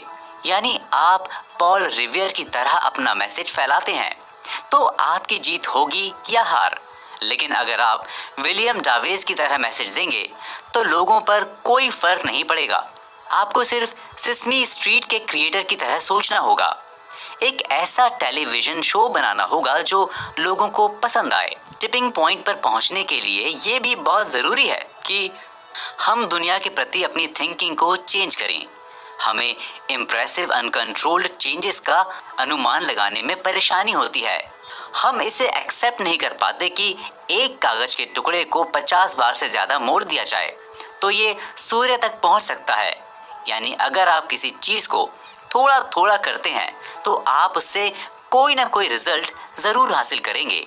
यानी छोटी छोटी चीज़ें बड़े बदलाव लाने की ताकत रखती हैं। ऐसे ही जब जॉर्जिया सैंडलर ने सैंटियागो की ब्लैक कम्युनिटी में डायबिटीज़ और ब्रेस्ट कैंसर से जुड़ी इन्फॉर्मेशन को पहुंचाने की कोशिश की तो उन्हें प्रॉब्लम आई। यानी स्टार्टिंग में वो इस अवेयरनेस प्रोग्राम में सक्सेस नहीं हो पाई, लेकिन उन्होंने हार नहीं मानी। फिर उन्होंने एक आइडिया निकाला। इसके लिए उन्होंने सबसे पहले शहर के ब्लैक लोगों के चर्च को चुना, जहां उन्हें उम्मीद थी कि करीब चर्च में आने वाले 200 लोगों में से 180 लोग उनकी बातों को सुनेंगे। लेकिन मुश्किल से 20 लोग ही रुक पाते थे, और वे 20 लोग वो थे जिनमें से ज़्यादातर को इसके बारे में एवरेज नॉलेज होती थी। बस वे अपने नॉलेज को और बढ़ाने के लिए रुक जाते थे। सैंडलर को लगा इसे टिपिंग पॉइंट पर पहुंचाने के लिए उन्हें कुछ और करना चाहिए। उन्होंने जब इस पर अच्छे से सोचा तो उन्हें लगा कि कोई ऐसा मैसेंजर होना चाहिए जिसमें कनेक्टर, सेल्समैन और मेवन की क्वालिटी हो। इसके लिए उन्होंने ब्यूटी सैलून को चुना। उन्होंने उन ब्यूटी सैलून को चलाने वाले कुछ लोगों को इसके लिए राजी किया, क्योंकि उनका मानना था कि उनके कस्टमर उनकी हिप्नोटाइज्ड ऑडियंस होती है। क्योंकि अगर उनको चोटी भी बनवानी होती है तो वे सैलून में 2 से 8 घंटे तक बिता सकती हैं। फिर उनका धीरे धीरे अपने स्टाइलिस्ट के साथ एक अलग ही रिलेशन डेवलप हो जाता है, जिनसे वे अपनी बातों को शेयर कर सकती हैं, उनकी बातों को अच्छे से सुन सकती हैं। एक तरह से सैलून में आने वाले कस्टमर अपने थ्योरेटिकल और मेटाफोरिकल दोनों रूपों से संवरने के लिए जाते हैं। बट वो ये भी चाहती थी कि ये बातचीत किसी क्लासरूम या सेमिनार जैसी नहीं लगनी चाहिए। तो उन्होंने डायबिटीज़ और ब्रेस्ट कैंसर से जुड़ी जानकारियों को गॉसिप का रूप दिया, जिसमें वे इन इन्फॉर्मेशंस के बारे में भी वैसे ही बात करती थी जैसे सैलून में आने वाले कस्टमर दूसरी बातों को करते हैं। इसके लिए सैडलर ने कैंसर इंस्टीट्यूट या California state department of health से $1 मिलियन की डिमांड नहीं की, ना ही इसके लिए महंगे महंगे कैंपेन चलाए, ना ही उन्होंने बार बार लोगों को फ़ोन करके उन्हें परेशान किया। उनके दिमाग में एक और बात चलती थी कि उन्हें उसे कम से कम बजट में करना है, क्योंकि उन्हें मिलने वाले डोनेशन बहुत कम होते थे। इसके लिए बस उन्होंने मैसेंजर बदल दिया और मैसेज देने का तरीका बदल दिया। इसका मतलब ये हुआ कि अगर हम किसी चीज में लगातार लगे रहते हैं और उसमें छोटे छोटे चेंज करके उसको नए नए तरीके से करने की कोशिश करते हैं तो हम एक ना एक दिन टिपिंग पॉइंट पर पहुंचते जरूर हैं। यानी आप एक सोशल महामारी को फैलाने में कामयाब हो जाते हैं। सिंपल सी बात है कि हम अपने आसपास के लोगों, सराउंडिंग और अपने इमीडिएट कॉन्टेक्स्ट से डीपली इन्फ्लुएंस्ड होते हैं। जैसे एक अट्रैक्टिव यंग मैन ने माइक्रोनेशिया में सुसाइड की महामारी की शुरुआत की, जो करीब 10 सालों तक वहां की एक बड़ी प्रॉब्लम थी। कोलंबिया रिकॉर्ड क्लब के गोल्डन बॉक्स वाला आइडिया शानदार साबित हुआ। सिस्मी स्ट्रीट ने अपना वैसा ही इम्पैक्ट डाला जैसा उसके मेकर चाहते थे। वहीं सैंडलर का अवेयरनेस प्रोग्राम सक्सेसफुल रहा। इन सब पर अगर नजर डालें तो हम पाएंगे कि हम अपनी डेली लाइफ की छोटी छोटी डिटेल्स के प्रति एक्सट्रीमली सेंसिटिव होते हैं। यही कारण है कि सोशल चेंजेस इतने अनस्टेबल और इग्नोरेंट होते हैं। यही कारण है कि सोशल चेंजेस इतने अनस्टेबल और इग्नोरेंट होते हैं कि यही ह्यूमन नेचर भी होता है। मैल्कम के कहने का यही मतलब है कि जब आप किसी ग्रुप का थोड़ा सा शेप चेंज करते हैं तो उसके न्यू आइडियाज लोगों को अट्रैक्ट करने लगते हैं और उसमें इम्प्रेसिव इम्प्रूवमेंट लाए जा सकते हैं। इंफॉर्मेशन को लोगों तक पहुंचाने के तरीके में जरा सा चेंज करके हम उसकी स्टेबिलिटी में सिग्निफिकेंट इम्प्रूवमेंट ला सकते हैं। बस इसके लिए हमें सोसाइटी में अपना प्रेजेंस या वजूद रखने वाले कुछ स्पेशल लोगों की खोज करनी होगी, क्योंकि उन्हीं के जरिए हम सोशल महामारी को आगे तक पहुंचा सकते हैं।